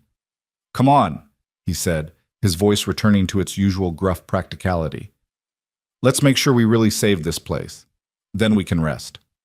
But as Marina followed him across the scorched earth, past the exhausted but jubilant ranch hands, she couldn't stop thinking about the way he'd looked at her, couldn't stop replaying his words in her mind, couldn't stop feeling the ghost of his touch on her cheek. Something had shifted between them in the smoke and heat of that desperate battle, something fundamental, and Marina didn't know whether to be terrified or exhilarated by what that might mean. The children returned the next morning, brought back by a sheepish Dutch, who reported that they'd made it about 5 miles toward town before the wind had shifted and turned the fire away from the ranch entirely. By that time, it had been too dangerous to come back in the dark, so they'd camped for the night and returned at first light. Clara ran to Marina and wrapped her arms around her mother's waist, crying with relief. Elias tried to be brave but couldn't quite hide the way his hands shook as he hugged her.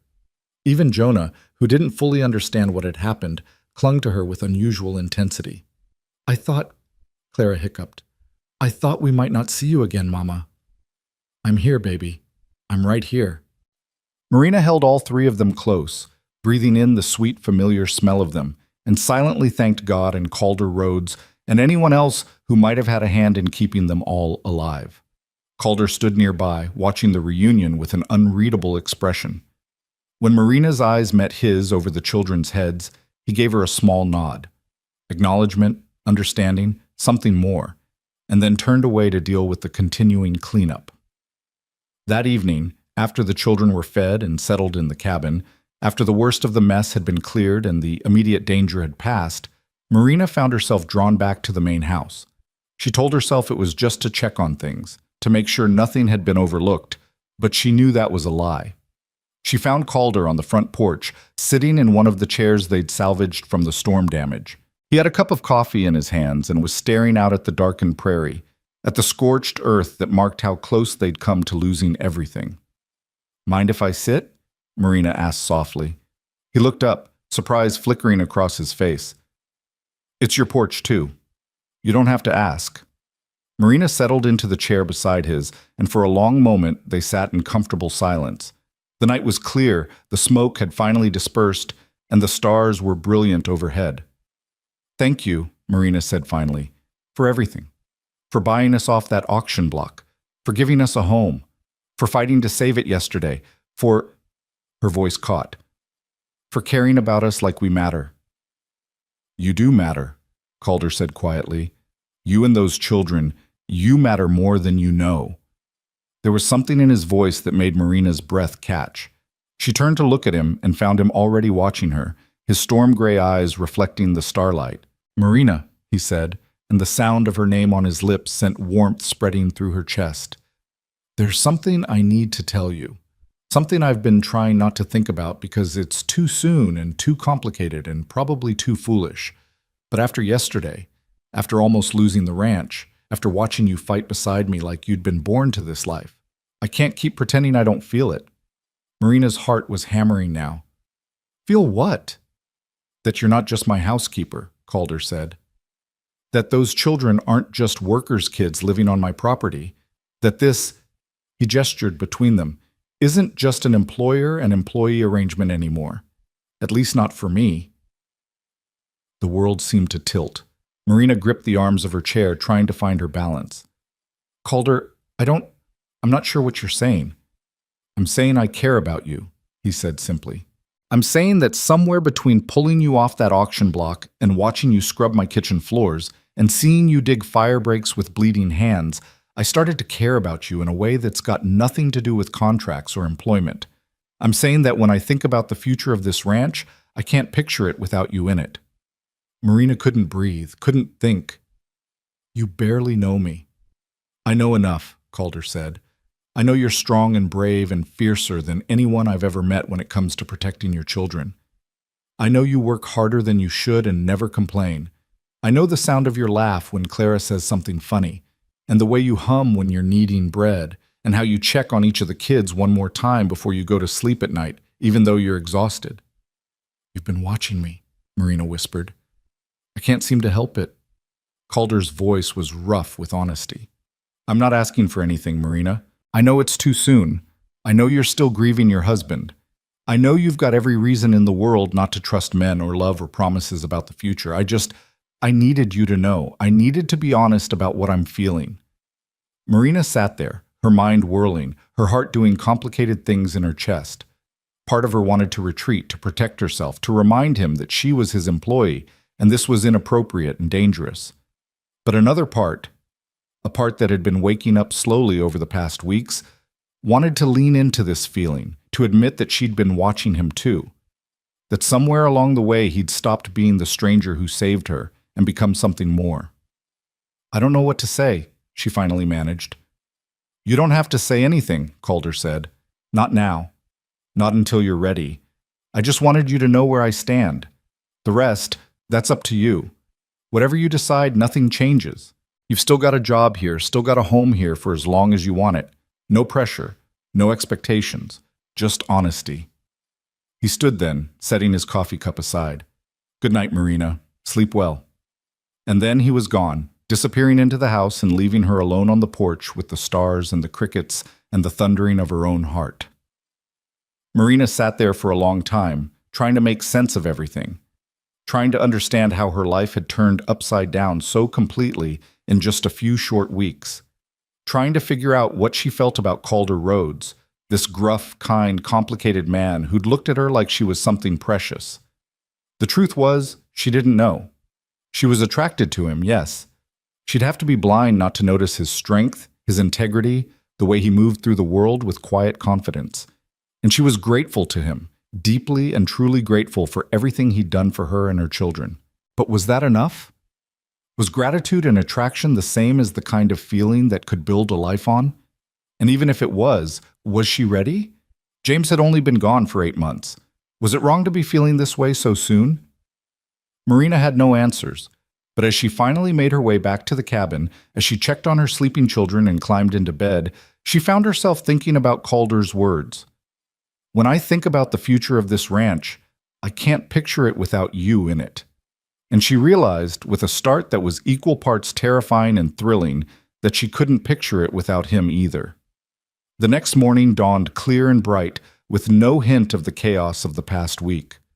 Marina woke early and went through her usual routine, dressing, checking the children, starting breakfast.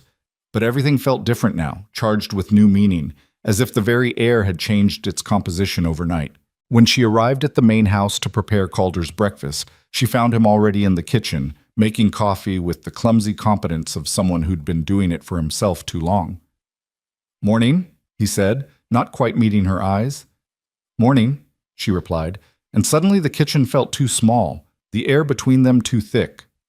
They moved around each other carefully, maintaining proper distance, speaking only when necessary. It was awkward in a way it had never been before, and Marina hated it. Whatever else Calder's confession had done, it had disrupted the easy companionship they'd built. It wasn't until she was setting his plate in front of him, eggs and bacon and the toast she knew he preferred slightly burnt, that he caught her hand. "Marina, wait." She froze, acutely aware of his fingers wrapped around her wrist, of the warmth of his touch. "I'm sorry," Calder said quietly, releasing her hand. "I didn't mean to make things strange between us.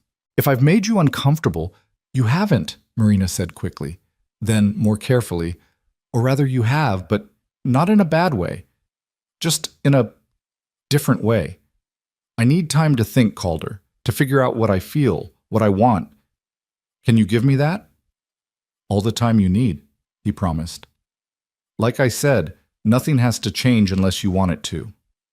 But something already had changed, Marina thought as she returned to her work.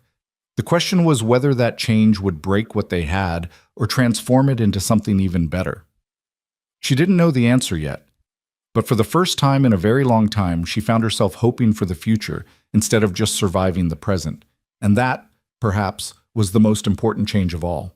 The days that followed Calder's confession fell into a strange new rhythm. On the surface, everything appeared the same.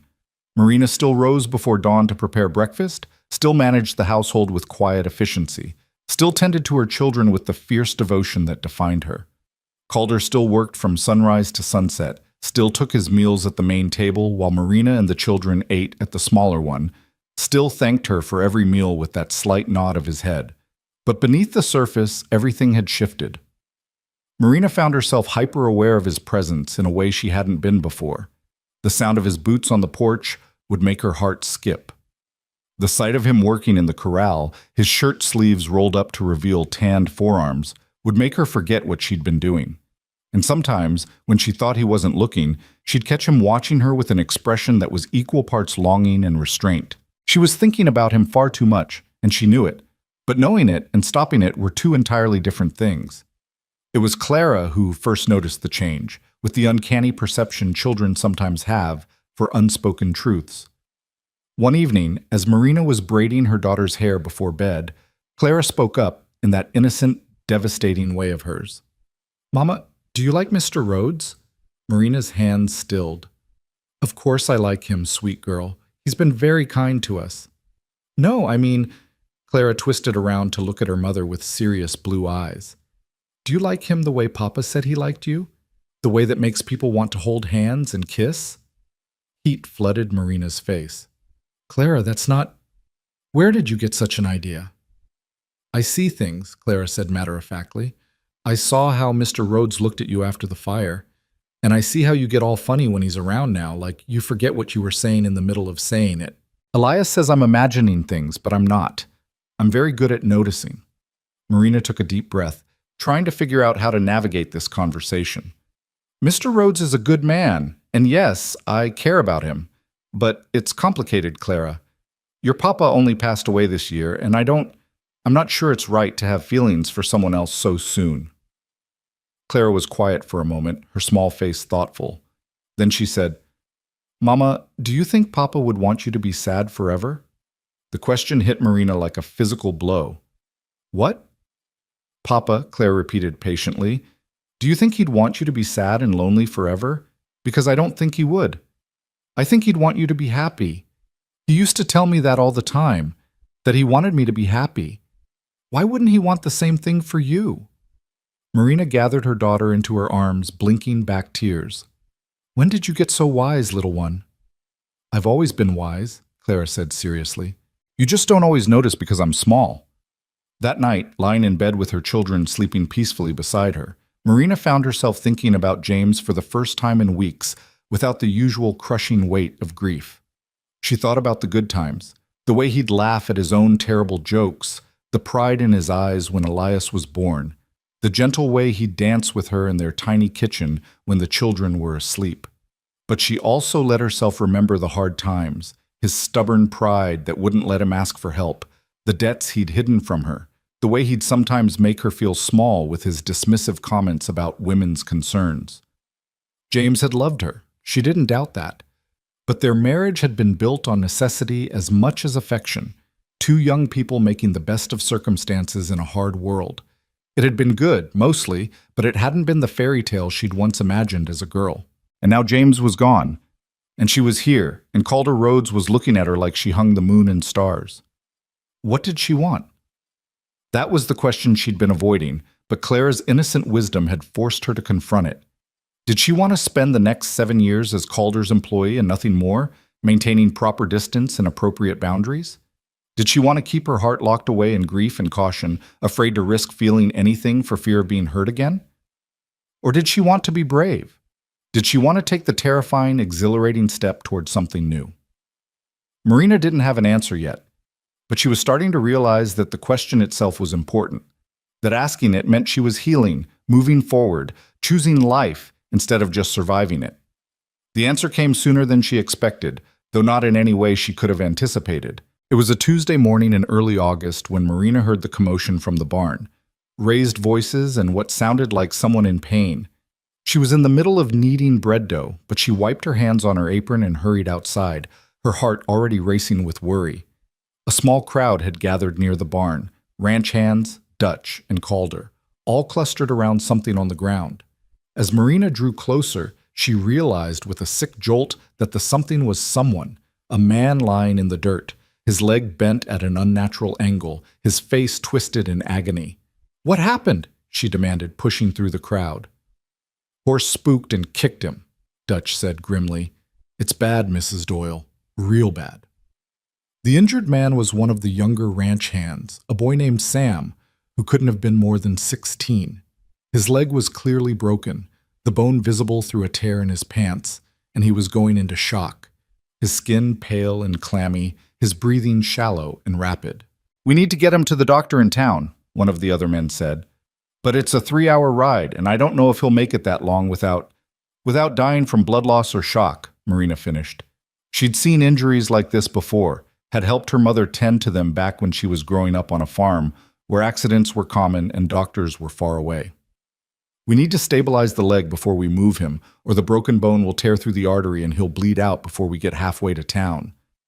Everyone turned to stare at her. Calder's eyes met hers across the injured boy, and she saw surprise there, but also trust.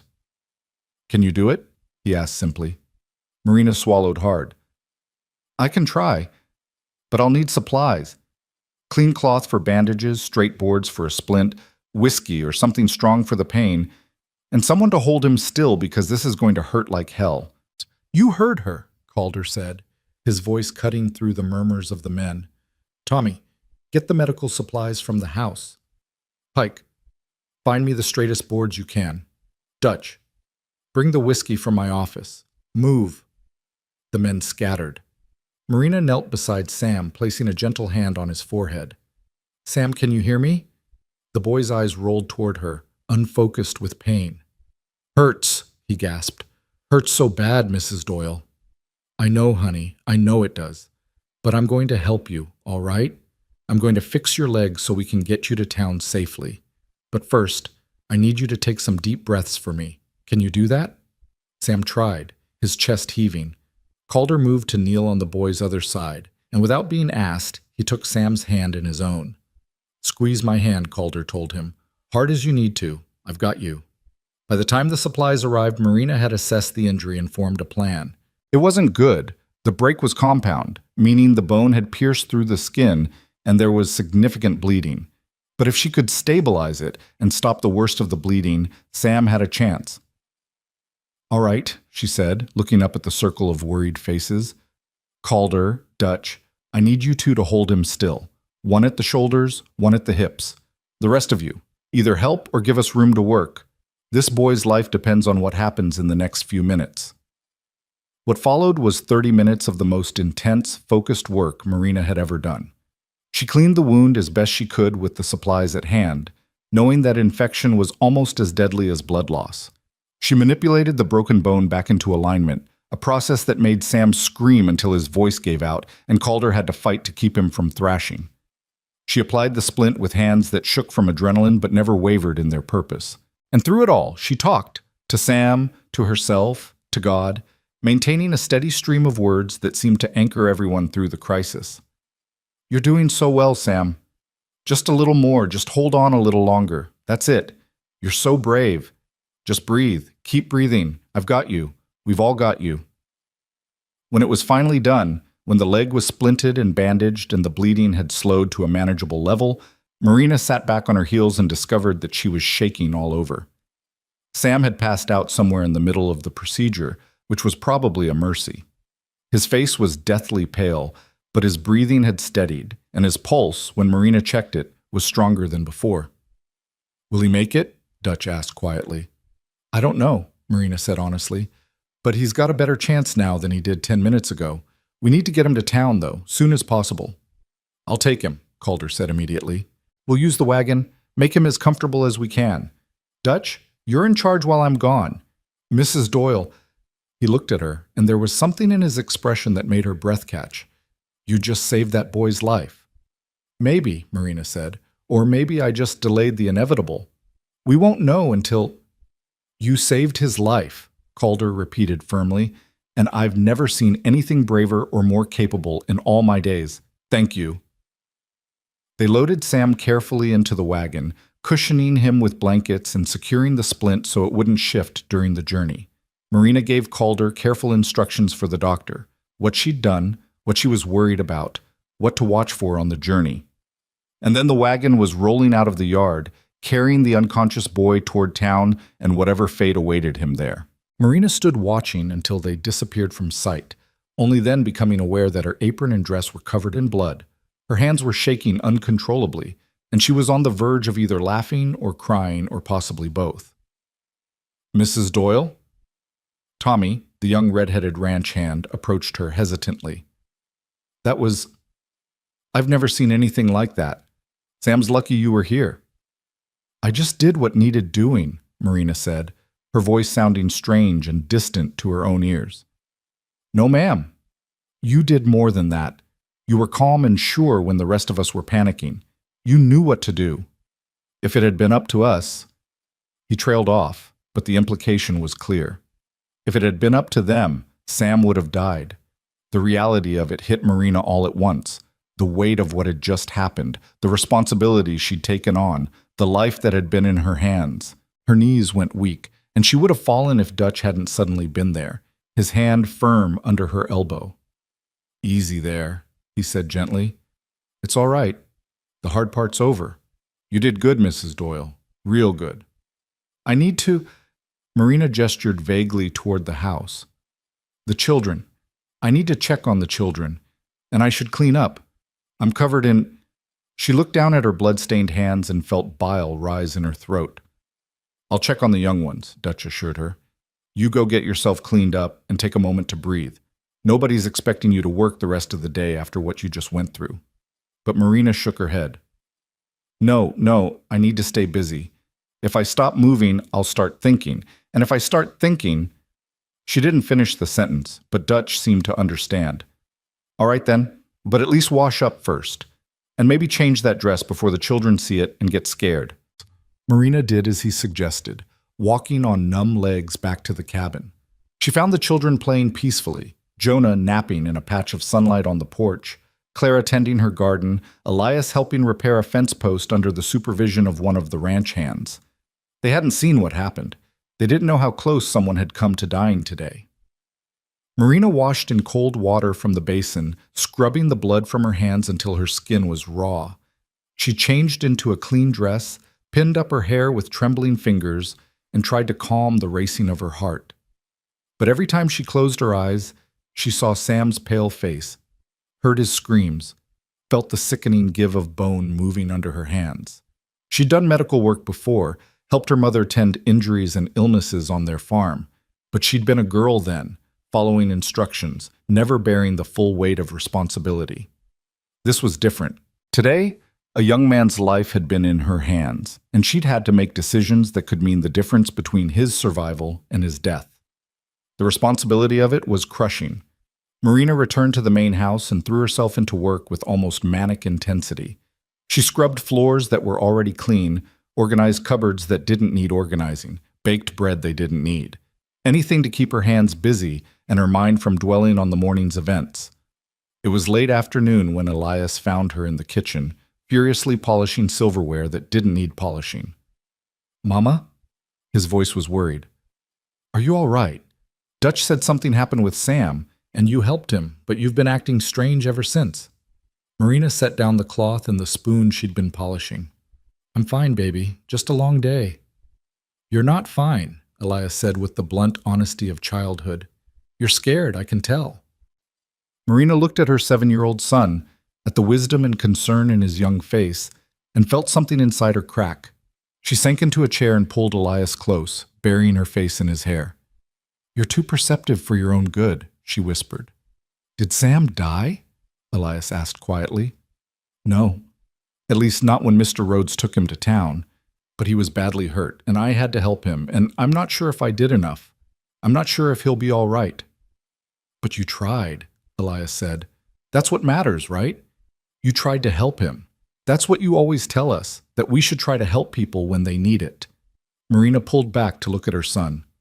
"When did you get so smart?" "I've always been smart," Elias said, echoing his sister's words from a few days before. "You just don't always notice because you're busy worrying about everything." A laugh escaped Marina, surprised and a little watery, but genuine. "You and your sister are going to be the death of me with your wisdom." "Clara's wise?" Elias made a face. "She still thinks you can talk to plants and make them grow better." "Well, maybe you can," Marina said, smoothing his hair. "Your father used to say that plants could feel kindness, just like people." They sat together for a moment, mother and son, drawing comfort from each other's presence. Then Elias spoke again. "Mama, if Sam doesn't make it, it won't be your fault. You know that, right?" Marina felt tears prick her eyes. "I hope you're right, baby. I really hope you're right." Calder didn't return until well after dark. Marina had put the children to bed and was sitting on the cabin porch, unable to settle, when she saw the wagon rolling into the yard. She was on her feet immediately, her heart in her throat, trying to read the answer in the shadows and the sound of hoofbeats. Calder climbed down from the wagon slowly, moving like a man who'd aged a decade in a day. Marina met him halfway across the yard, unable to wait any longer. "Is he—" she started but couldn't finish. "He's alive," Calder said, and the relief that flooded through Marina nearly buckled her knees. "Doctor said it was touch and go for a while, but the leg's set and wrapped properly now, and Sam's young and strong. Doctor thinks he'll pull through, though he'll be laid up for months." "Oh, thank God," Marina breathed. "Thank God." "The doctor wanted me to tell you something," Calder continued. "He said that the work you did, stabilizing the leg, stopping the bleeding, that's what saved Sam's life. Said if we'd tried to move him without doing that first, he would have bled out before we got him halfway to town. He called what you did remarkably skilled medical intervention, which I think is doctor talk for you're a miracle worker." Marina shook her head. "I just did what needed to be done. Anyone would have—" "No," Calder interrupted. "Not anyone. Most people would have panicked or frozen or made things worse by trying to help without knowing what they were doing. You stayed calm.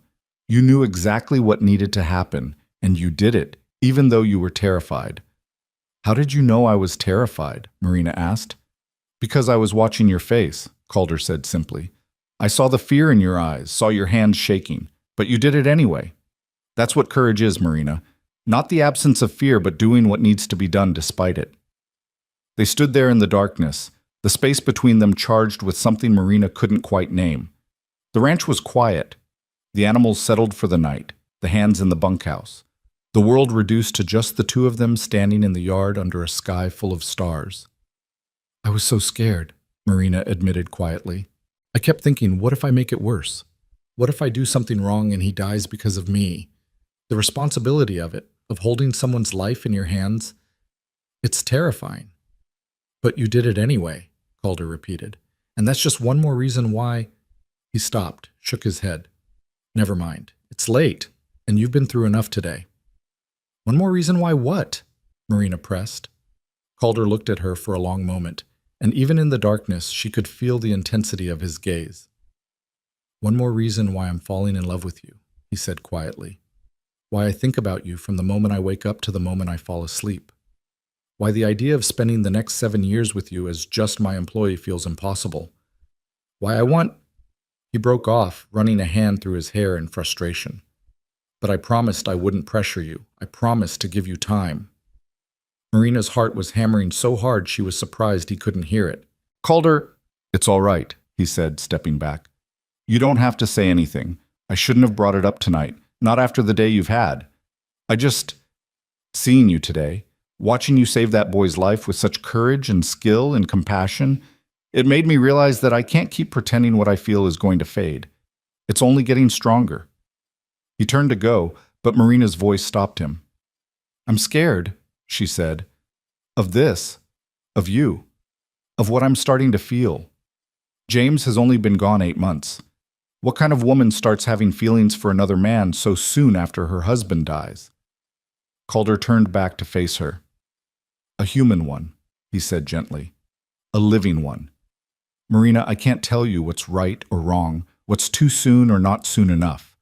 All I know is that life is short and uncertain. Sam learned that today. Your husband learned it when the cholera took him. I learned it when my mother was sold away from me and I never saw her again. We don't get guarantees about tomorrow, so all we can do is make the most of today. But what if I'm not ready? Marina whispered. What if I can't be what you need me to be? You already are, Calder said. You're strong and brave and kind. You're a wonderful mother. You work harder than anyone I've ever met. You saved a boy's life today with your bare hands and your courage.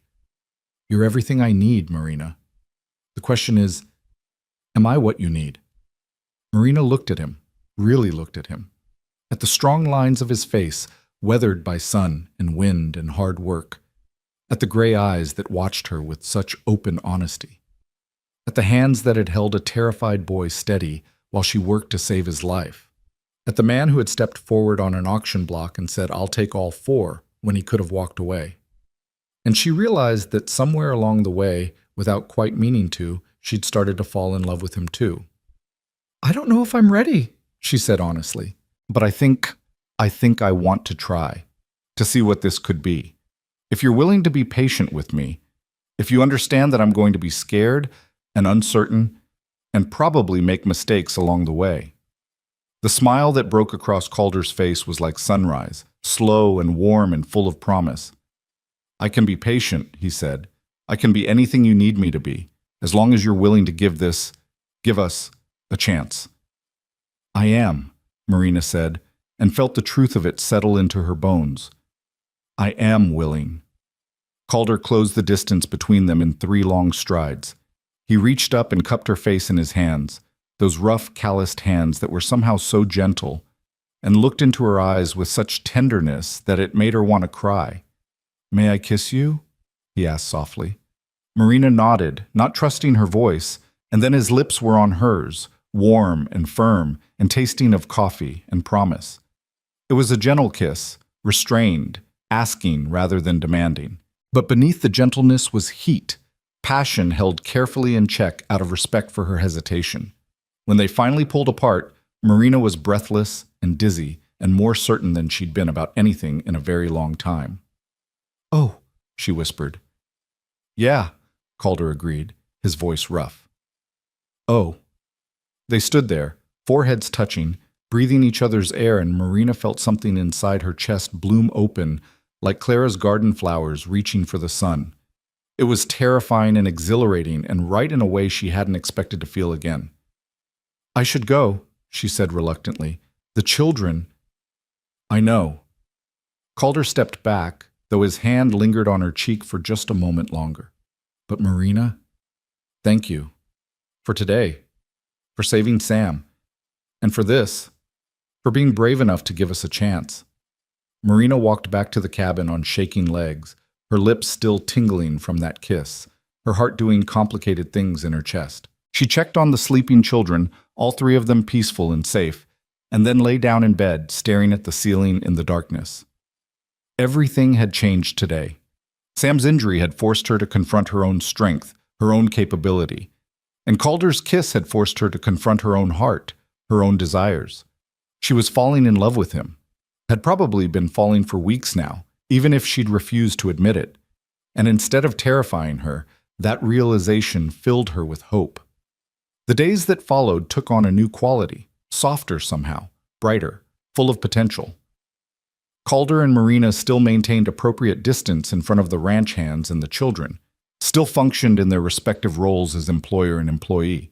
But now there were stolen moments, a brief touch of hands when he passed her a plate, a lingering look across the dinner table, quiet conversations on the porch after the children were asleep. They talked about everything, their pasts, their dreams, their fears.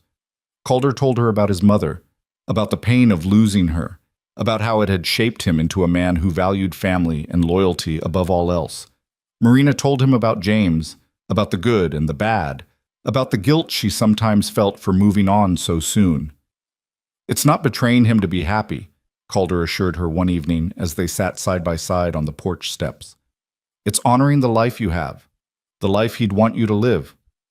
"That's what Clara said," Marina admitted. "My 5-year-old daughter is apparently wiser than I am." "Children often are," Calder said with a slight smile. "They haven't learned to complicate things the way we adults do." As August progressed, the ranch settled back into its routines. Sam was recovering well in town, according to the reports Calder brought back from his weekly trips. The storm damage was fully repaired. The horses were thriving, and several of the mares were pregnant, which meant Calder's breeding program was successful. And the household ran more smoothly than it ever had. Marina's touch was everywhere. In the organized pantry, the clean windows, the meals that appeared like clockwork, the mended clothes and polished furniture, and general sense of comfort that permeated the house. The ranch hands noticed too, often commenting that the place finally felt like a home again, instead of just a building where men slept and ate. It was Clara who noticed the change in her mother first, commenting one morning while Marina braided her hair that Mama seemed lighter somehow, like you're not carrying such heavy things anymore. Marina had hugged her daughter and said nothing, but she knew it was true. The crushing weight of grief and fear that had pressed down on her for months was slowly lifting, replaced by something that felt dangerously like joy. The children had noticed the growing connection between Marina and Calder too, though they reacted in different ways. Clara was delighted, often engineering reasons for her mother and Calder to be in the same place at the same time. Jonah, too young to fully understand, simply accepted Calder as a fixed presence in their lives, following him around and calling him Mr. Cal in his small voice. But Elias was struggling. Marina could see it in the way he'd go quiet when Calder was around, in the sudden distance he'd created between himself and the man he'd once followed everywhere. It came to a head one evening when Marina found him sitting alone behind the barn, tears streaming down his face. "Elias, baby, what's wrong?" She sat beside him, pulling him close. "Are you going to marry him?" Elias asked bluntly. "Mr. Rhodes?" Marina's breath caught. We haven't talked about marriage, Elias. Why would you think—" "I see how you look at each other," Elias said, his voice thick with tears. "I'm not stupid, Mama. I know what it means when people look at each other that way. And I know he's good to us. I know he saved us. But if you marry him, does that mean we're supposed to forget Papa?" "Oh, sweetheart." Marina's heart broke a little. "No, never. You could never forget your Papa, and I would never want you to. Your father loved you so much, Elias. He'll always be your father, no matter what happens."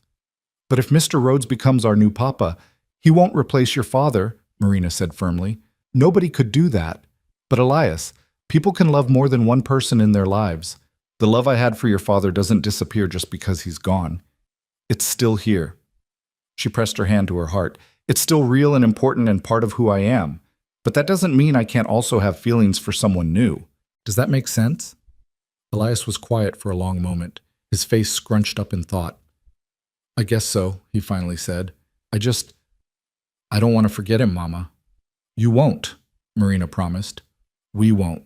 We'll tell stories about him, remember the good times, honor his memory. And if Mr. Rhodes and I do end up together, if that's what happens, then you'll have someone else who cares about you too.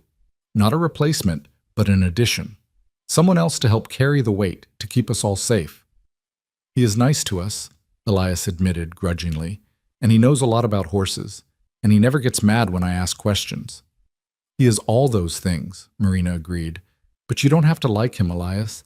You don't have to want this if it makes you uncomfortable. Your feelings matter too.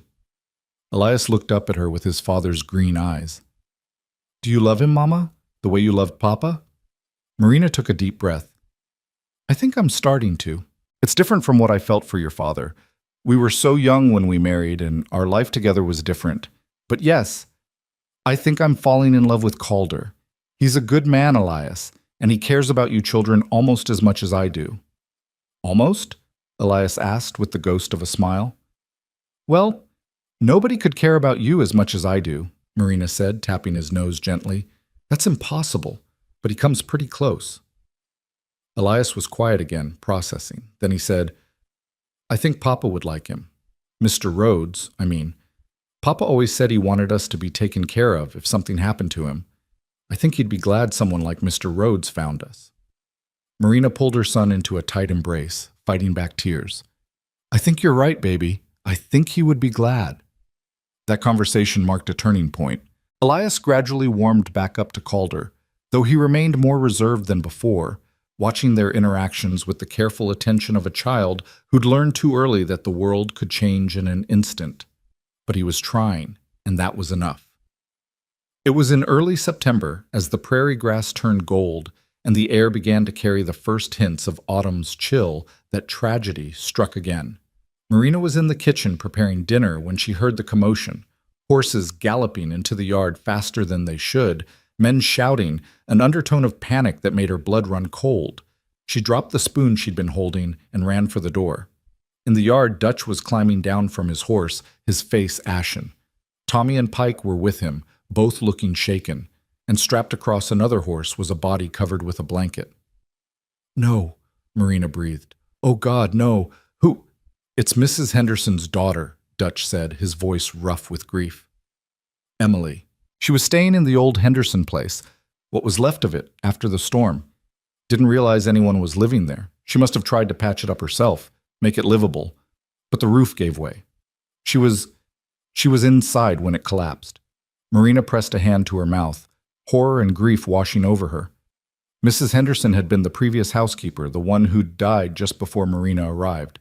Her daughter Emily had been mentioned occasionally, a woman in her 40s who'd been living in town, estranged from her mother for reasons nobody seemed to know.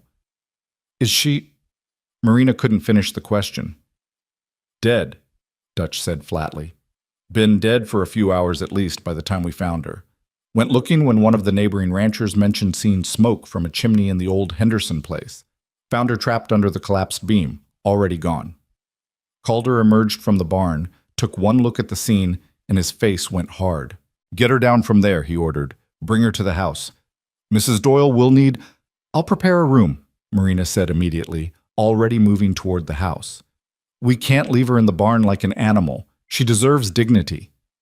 They laid Emily Henderson out in one of the upstairs bedrooms, and Marina cleaned her as best she could, washing away the dust and blood, arranging her hands peacefully across her chest. It was grim work, but necessary work, and Marina did it with the same focus and care she'd shown when treating Sam's injury.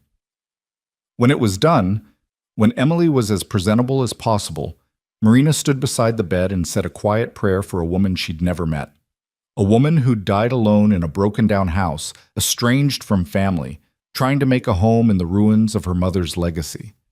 It was a stark reminder of how quickly life could change, how fragile existence really was. That night, after the undertaker had been summoned from town, after the ranch hands had returned to their normal routines, after the children were safely in bed with no knowledge of the day's tragedy, Marina found Calder sitting on the porch steps, staring out at the darkness. She sat beside him without speaking, simply offering her presence. After a long moment, he reached over and took her hand, threading his fingers through hers. "Life's short," he said quietly. "Too short to waste time being careful and cautious and afraid." "I know," Marina said.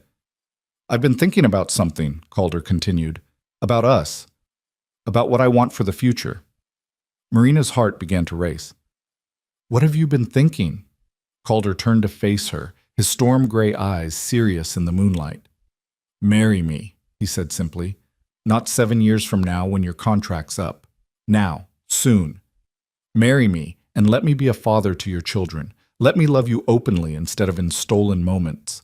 Let me give you the life you deserve, not as my employee but as my wife, my partner, my equal."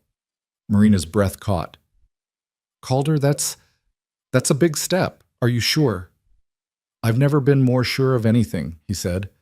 "I know it's fast. I know people will talk. But Marina, today proves something to me. Life doesn't wait for us to be ready.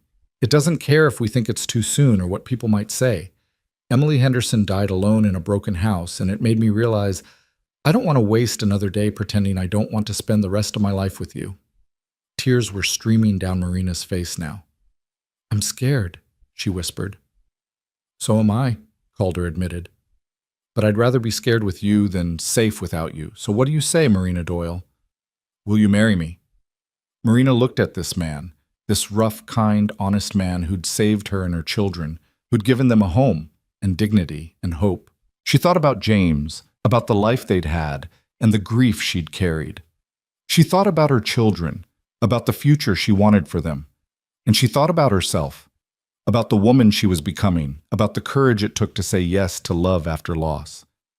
"Yes," she said, the word coming out strong and sure despite her tears. "Yes, I'll marry you." Calder's smile was brilliant, transforming his usually serious face into something almost boyish with joy. He pulled her into his arms, and this time when he kissed her, there was nothing restrained about it.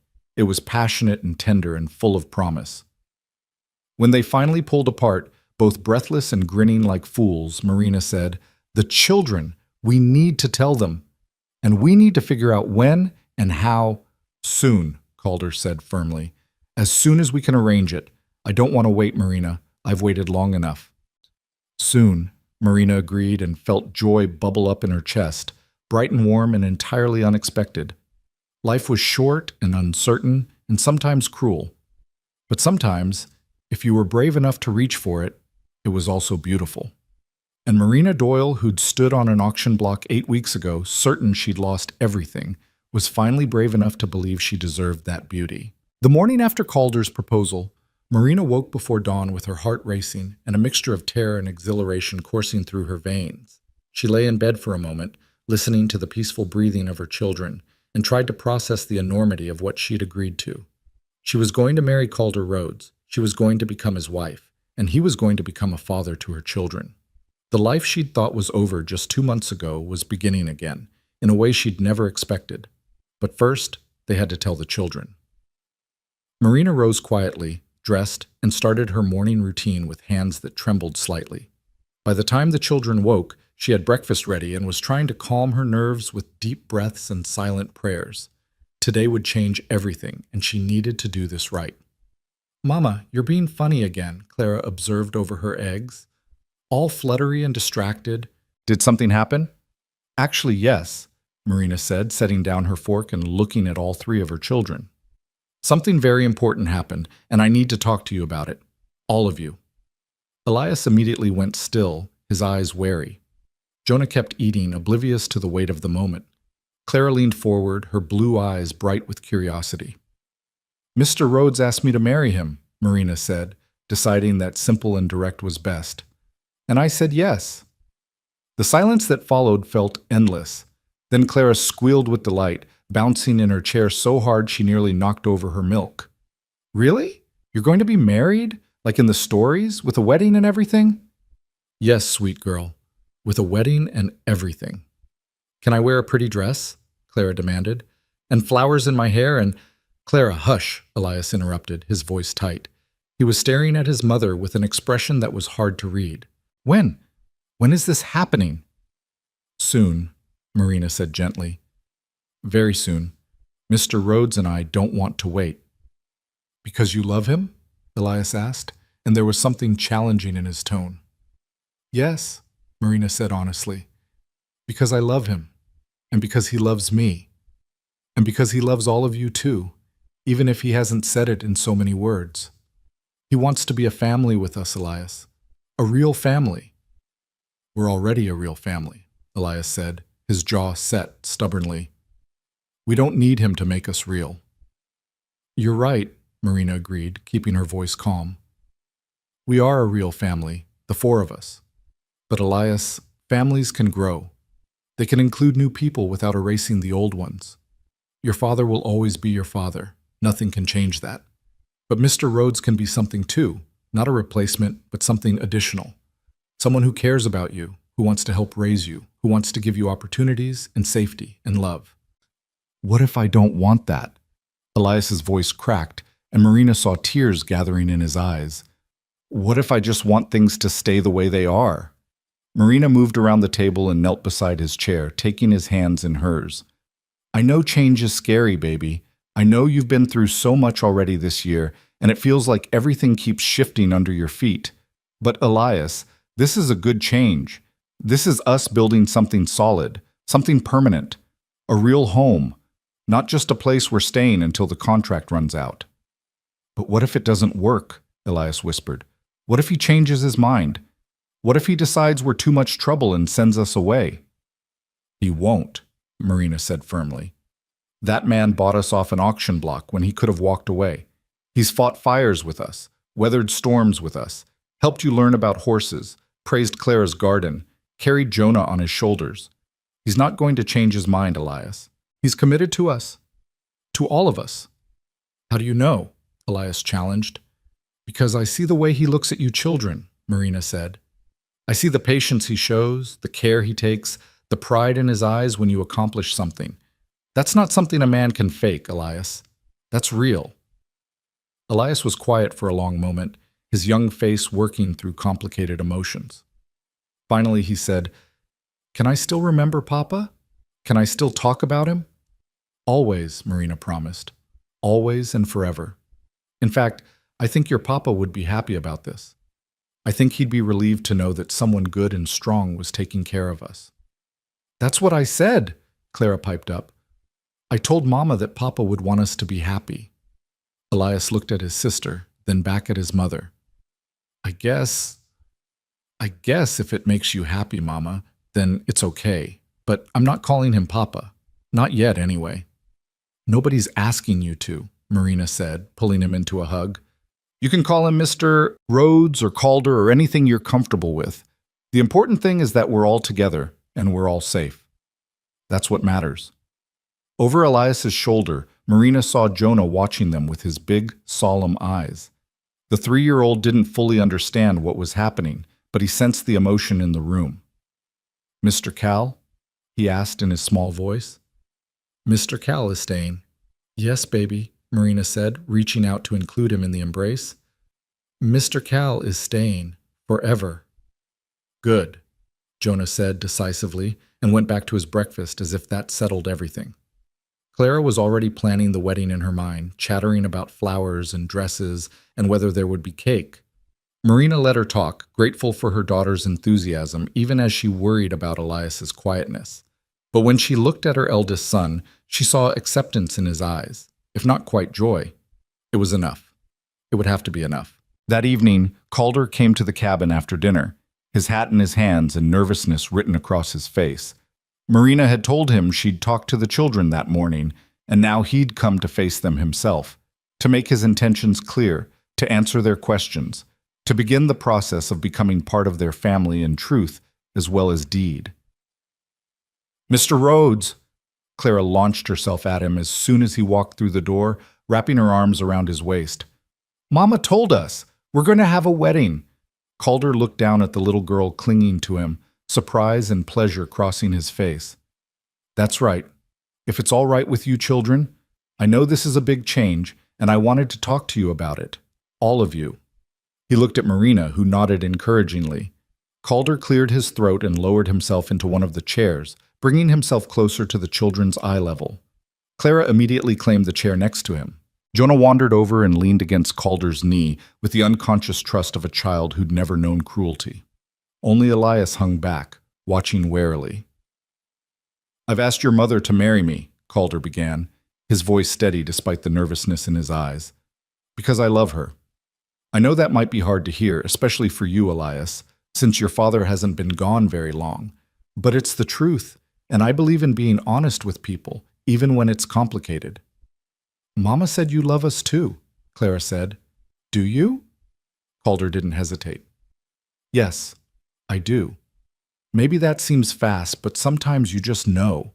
From the moment I saw you all on that auction block, something in me said, these are your people. These are the ones you're supposed to protect. And every day since then has only made me more certain." "What does that mean?" Elias asked, speaking for the first time. "Protect us? We're not babies who need protecting." "Everyone needs protecting sometimes," Calder said. "Even grown men like me. That's what families do. They protect each other, help each other, support each other. And that's what I want to do for you, not because you're weak or helpless, but because I care about you and I want to make your lives better." "How?" Elias challenged. "How would you make our lives better?" "Well," Calder said thoughtfully, "I'd make sure you always have a roof over your head and food in your belly. I'd teach you about horses and ranching, if you want to learn. I'd help you get an education. There's a school in town, and I'd make sure you could attend. I'd be there when you need someone to talk to, or when you need help with something.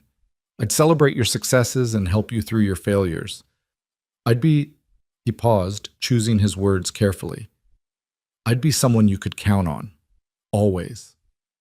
"Like a father," Clara said softly. "If you want me to be," Calder agreed. "But I know I'm not your father. I know your papa was the good man, and I'm not trying to replace him. I'm just trying to be something additional, someone else in your corner." Elias was quiet for a long moment, his face scrunched up in thought. Then he said, "If we don't like you being married to Mama, what happens? Do you send us away?" "No," Calder said firmly. "Absolutely not. You're part of this family, Elias. That doesn't change whether you like me or not. You're stuck with me now just like I'm stuck with you.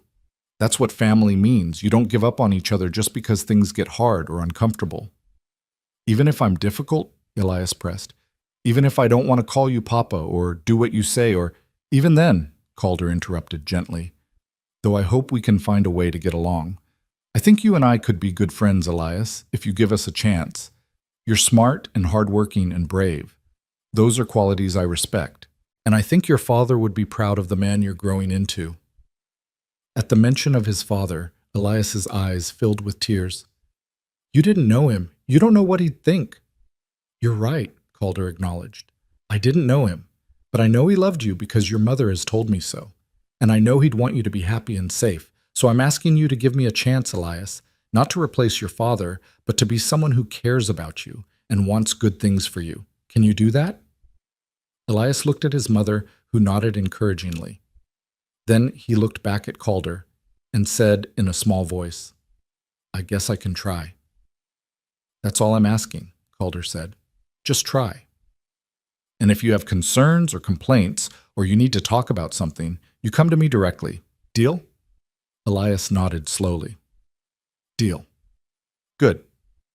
Calder held out his hand, and after a moment's hesitation, Elias shook it, a solemn, grown-up gesture that made Marina's throat tighten with emotion. "Can I be in the wedding?" Clara asked, unable to contain herself any longer. "Please, I want to wear flowers and throw petals, and—" "You can absolutely be in the wedding," Calder assured her with a smile. "All three of you will be part of it. It's not just your mother and me getting married, it's all of us becoming a family together. That means you're just as important as we are." "When is it happening?" Clara demanded. "Soon," Calder said, looking at Marina. "We were thinking in about 3 weeks, if we can arrange it. There's a pastor in town who could perform the ceremony, and we could have a small gathering here at the ranch. Nothing fancy, just something simple and meaningful. Does that sound all right?" Marina nodded, her eyes bright with tears. "That sounds perfect." The next 3 weeks passed in a whirlwind of activity. There were arrangements to be made, though Calder was true to his word about keeping things simple. The pastor from the small church in Lawrence agreed to come out to the ranch to perform the ceremony. Dutch and the ranch hands threw themselves into preparations with surprising enthusiasm, cleaning and decorating the barn for the reception, planning a feast, even constructing an arbor from cottonwood branches and whatever flowers they could find on the prairie. Marina sewed a new dress for herself. Nothing fancy, just a simple blue cotton that brought out her eyes, but it was clean and new and hers. She made new dresses for Clara too, and a new shirt for Elias and Jonah. The children were excited now, even Elias, who had gradually warmed to the idea as he watched Calder go out of his way to include them in everything. Word spread through the neighboring ranches, and to Marina's surprise, people wanted to come. The county harvest dance was scheduled for the week before the wedding, and Calder suggested they attend, not just to socialize, but to introduce Marina properly as his future wife, to show the community that she was more than just his housekeeper. Marina was nervous about the dance. She hadn't been to a social gathering since James died, and she worried about what people would say. A widow remarrying after only 8 months? Some would call it scandalous. Some would whisper that she'd been carrying on with Calder all along, that maybe the debts and the auction had been convenient excuses to fall into a wealthy rancher's arms. "Let them talk," Calder said when she voiced these concerns. "People always talk. What matters is the truth. That I saw a woman and her children in trouble, that I helped because it was the right thing to do, and that somewhere along the way, I fell in love. There's nothing shameful in that." "But what if they're cruel to the children?" Marina worried. What if someone says something that hurts them?" "Then I'll deal with it," Calder said firmly. "And so will you. Marina, you're one of the strongest people I've ever met. You can handle whatever anyone throws at you, and the children are resilient. They'll be fine." The night of the harvest dance arrived cool and clear, with autumn stars brilliant overhead. Marina dressed carefully in her new blue dress, pinned up her hair, and tried to calm her racing heart. The children were staying at the ranch with Dutch, who'd volunteered to watch them with surprising gentleness. It would be just Marina and Calder, facing the community together. The dance was held in the town hall, a large wooden structure that had been decorated with paper lanterns and bunting. As they walked in, conversation stuttered and stopped, heads turning to watch them enter. Marina felt the weight of dozens of eyes, heard the whispers starting, and had to fight the urge to turn and flee. But then Calder's hand was at her back, steady and warm, and his voice was low in her ear. "You're beautiful. You're strong. And you're mine. Let them look." The evening was awkward at first. Some people were friendly. Mrs. Thornhill, who'd bid on Marina at the auction, came over immediately to congratulate them. The doctor who'd treated Sam sought them out to thank Marina again for her quick thinking, but others were less kind. Marina heard the whispers, saw the judgmental looks, endured the subtle cuts that people could deliver with just a raised eyebrow or a turned back. It was Pike's wife who finally said something out loud. The woman, a sharp-featured, sour-faced creature named Judith, approached them at the refreshment table and said, loud enough for others to hear, "Well, Mrs. Doyle, I must say, you've certainly landed on your feet remarkably quickly, from the auction block to the altar in less than 3 months. Some might call that opportunistic." The words hung in the air like poison. Marina felt her face flush, felt the humiliation crawl up her spine. She opened her mouth to respond, though she had no idea what to say, when Calder stepped forward. "Mrs. Pike," he said, his voice cold as winter ice, "I'm going to give you one chance to apologize to my future wife, one chance to take back those words and walk away. Because if you don't, you and your husband are going to be looking for employment elsewhere. I don't tolerate cruelty on my ranch, and I certainly don't tolerate anyone insulting the woman I love." Judith Pike's face went white, then red. "You can't just—" "I can," Calder interrupted, "and I will. Now, do you have something to say to Mrs. Doyle?" The hall had gone silent. Everyone was watching. Judith looked around, realized she had no support, and muttered something that might have been an apology before hurrying away. Pike himself, who'd been standing nearby, gave Calder an apologetic nod and followed his wife. The tension broke. Conversation resumed, though more subdued now. And Marina realized that Calder had just drawn a line in the sand, had made it clear that she was under his protection, that anyone who wanted to hurt her would have to go through him first. "Thank you," she whispered. "Nothing to thank me for," Calder said. "You're going to be my wife. That means we stand together, always."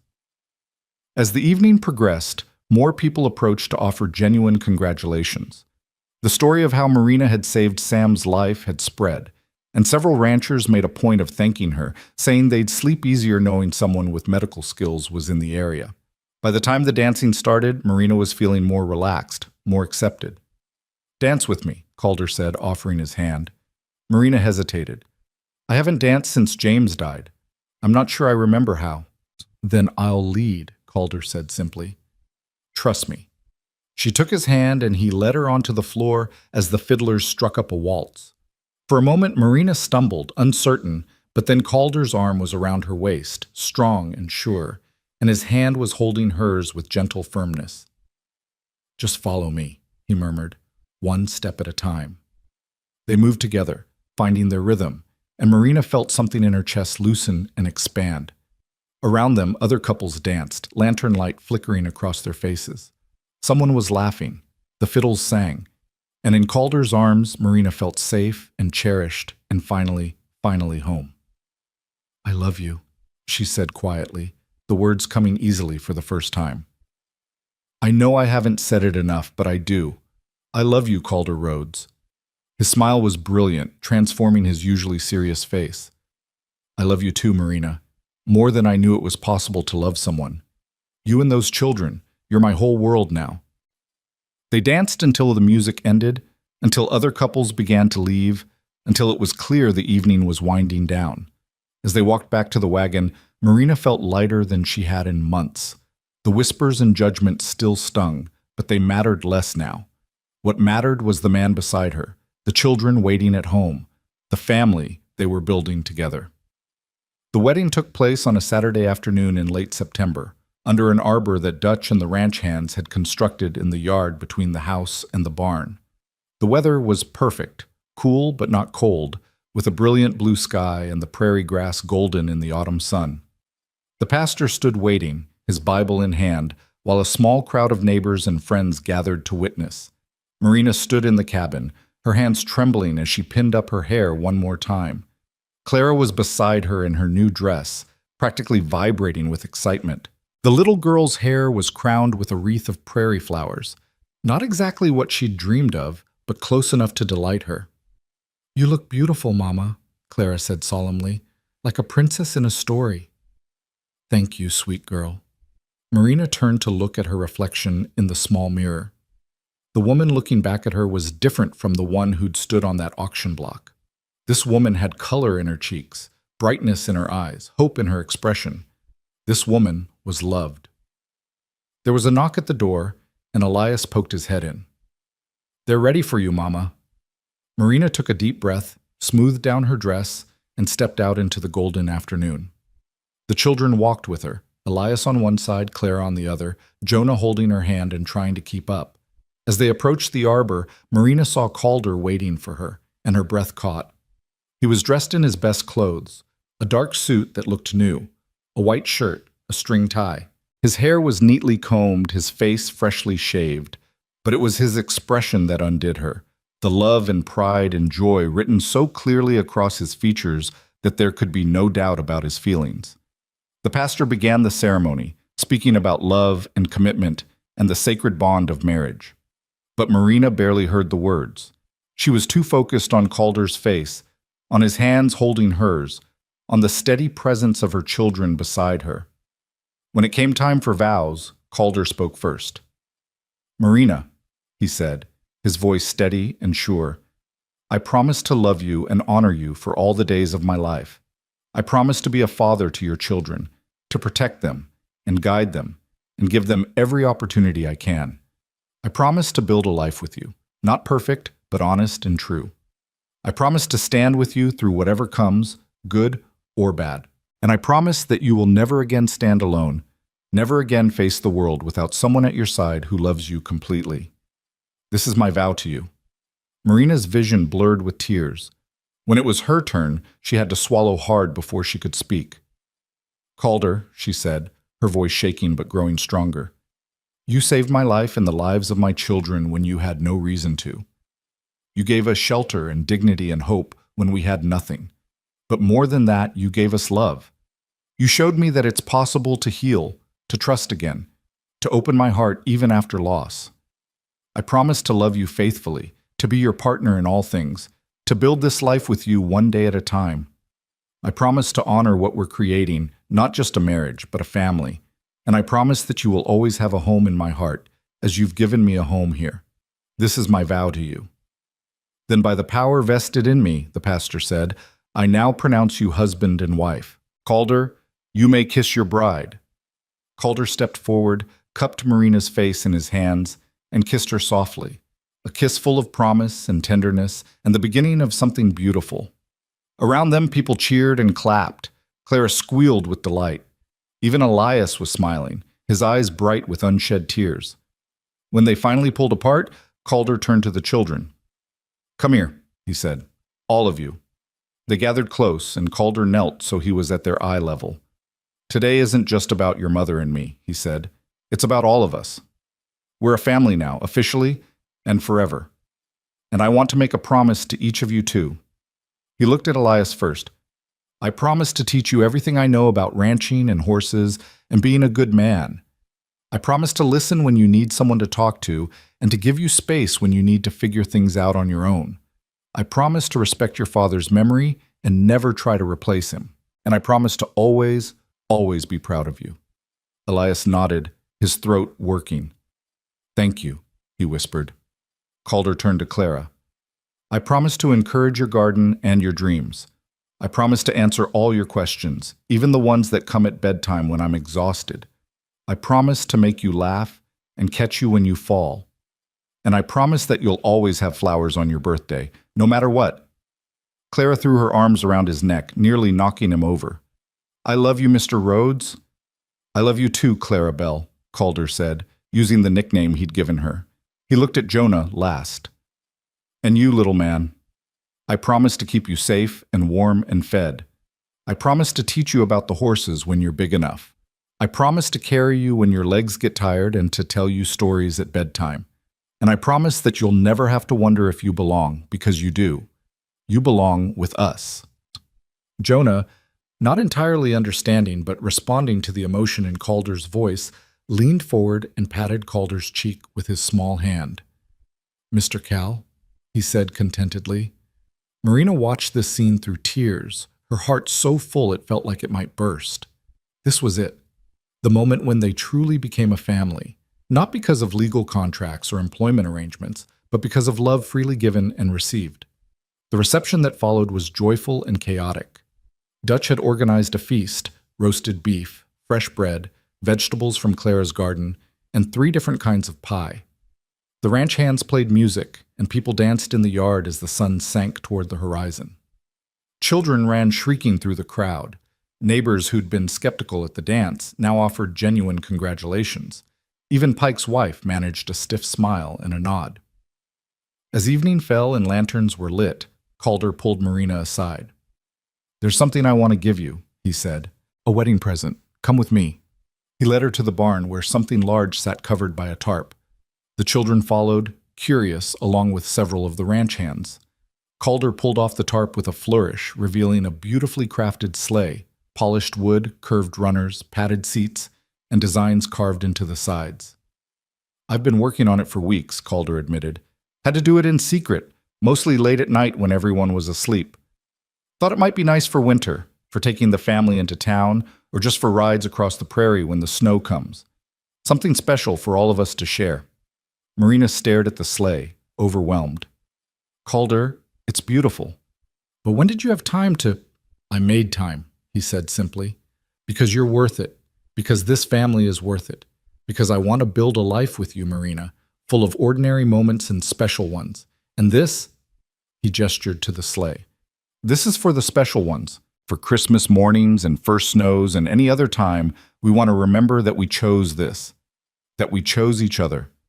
Marina threw her arms around him, not caring that people were watching, and kissed him soundly. Thank you, she whispered against his lips.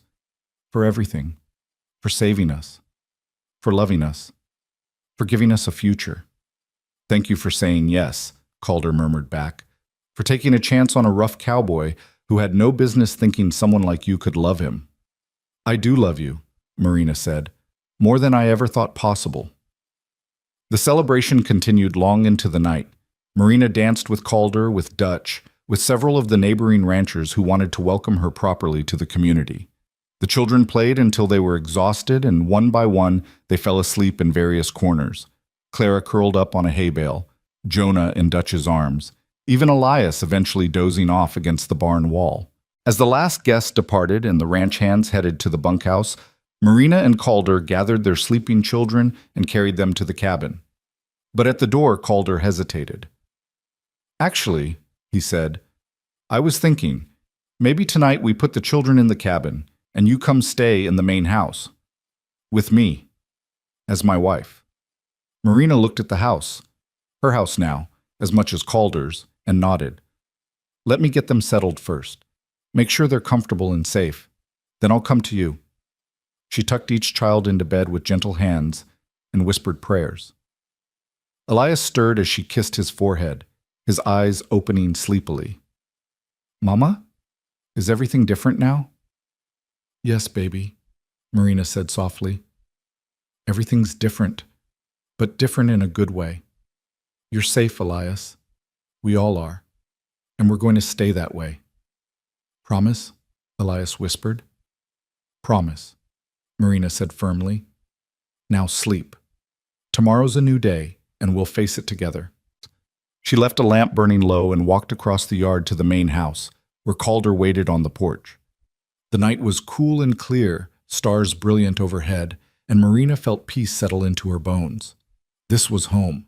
This was family. This was the life she'd never dared to dream of when she'd stood on that auction block, certain she was losing everything. Calder took her hand and led her inside, up the stairs to the room that would now be theirs. And as he closed the door behind them, as he pulled her into his arms and kissed her with all the passion and tenderness of a new husband, Marina sent up a silent prayer of thanks. For second chances, for unexpected salvation, for a cowboy who'd looked at a desperate woman with 3 children and said, I'll take all 4. For love that came when she'd stopped looking for it, stronger and truer than anything she'd known before. The months that followed brought changes, as all new beginnings do. The children adjusted to their new life with varying degrees of ease. Clara immediately and joyfully, Jonah without really understanding that anything had changed, and Elias more slowly but with growing acceptance. The ranch hands got used to calling Marina Mrs. Rhodes instead of Mrs. Doyle, though Dutch still sometimes slipped and called her ma'am, with a twinkle in his eye that suggested he was doing it on purpose. Winter came early that year, blanketing the prairie in snow by mid-November. And on Christmas Eve, Calder kept his promise about the sleigh. He bundled Marina and the children into it, wrapped them in warm blankets and buffalo robes, and drove them across the snow-covered ranch land under a sky full of stars. Clara shrieked with delight. Jonah clapped his hands and laughed. Even Elias smiled, a real, genuine smile that reached his eyes. And Marina sat beside her husband, watching her children's joy, and felt such happiness that it was almost painful. Thank you, she whispered to Calder over the children's excited chatter. For what? He asked, though his smile said he knew. For this, for all of it, for choosing us. Marina, Calder said, pulling the sleigh to a stop and turning to face her, I didn't choose you. I found you. There's a difference. You were meant to be mine, and I was meant to be yours. I'm convinced of that now. Everything that happened, all the pain and loss and struggle, it brought us to that auction block at exactly the right moment, and I'd do it all again every single day if it meant ending up here with you and these children. Marina kissed him then, soft and sweet, while the children made exaggerated gagging sounds and complained about grown-ups being mushy. And when they finally pulled apart, Calder cracked the reins and sent the sleigh flying across the snow, carrying them home through the winter night. Years later, when the children were grown and the story had been told and retold around countless dinner tables, people would ask Marina about that day on the auction block. They'd want to know what she'd felt, what she'd thought, whether she'd had any idea that the dusty cowboy pushing through the crowd would change her life forever. And Marina would smile and say that no, she hadn't known. She'd been too terrified, too focused on keeping her children close, too certain that she was losing everything that mattered. But she'd learned something that day, something that had shaped the rest of her life. She'd learned that salvation could come from unexpected places, that families could be built by choice as much as by blood. That love didn't follow rules or timelines or proper waiting periods, and that sometimes, when you'd lost everything and were standing on the edge of despair, someone might step forward and offer you not just rescue, but a second chance at life itself. Calder Rhodes had been that someone for her. The cowboy who'd looked at a desperate widow and her 3 children and seen not a burden, but a blessing. The man who'd paid more than they were worth so they could stay together. The husband who'd kept every promise he'd made on their wedding day, and then some.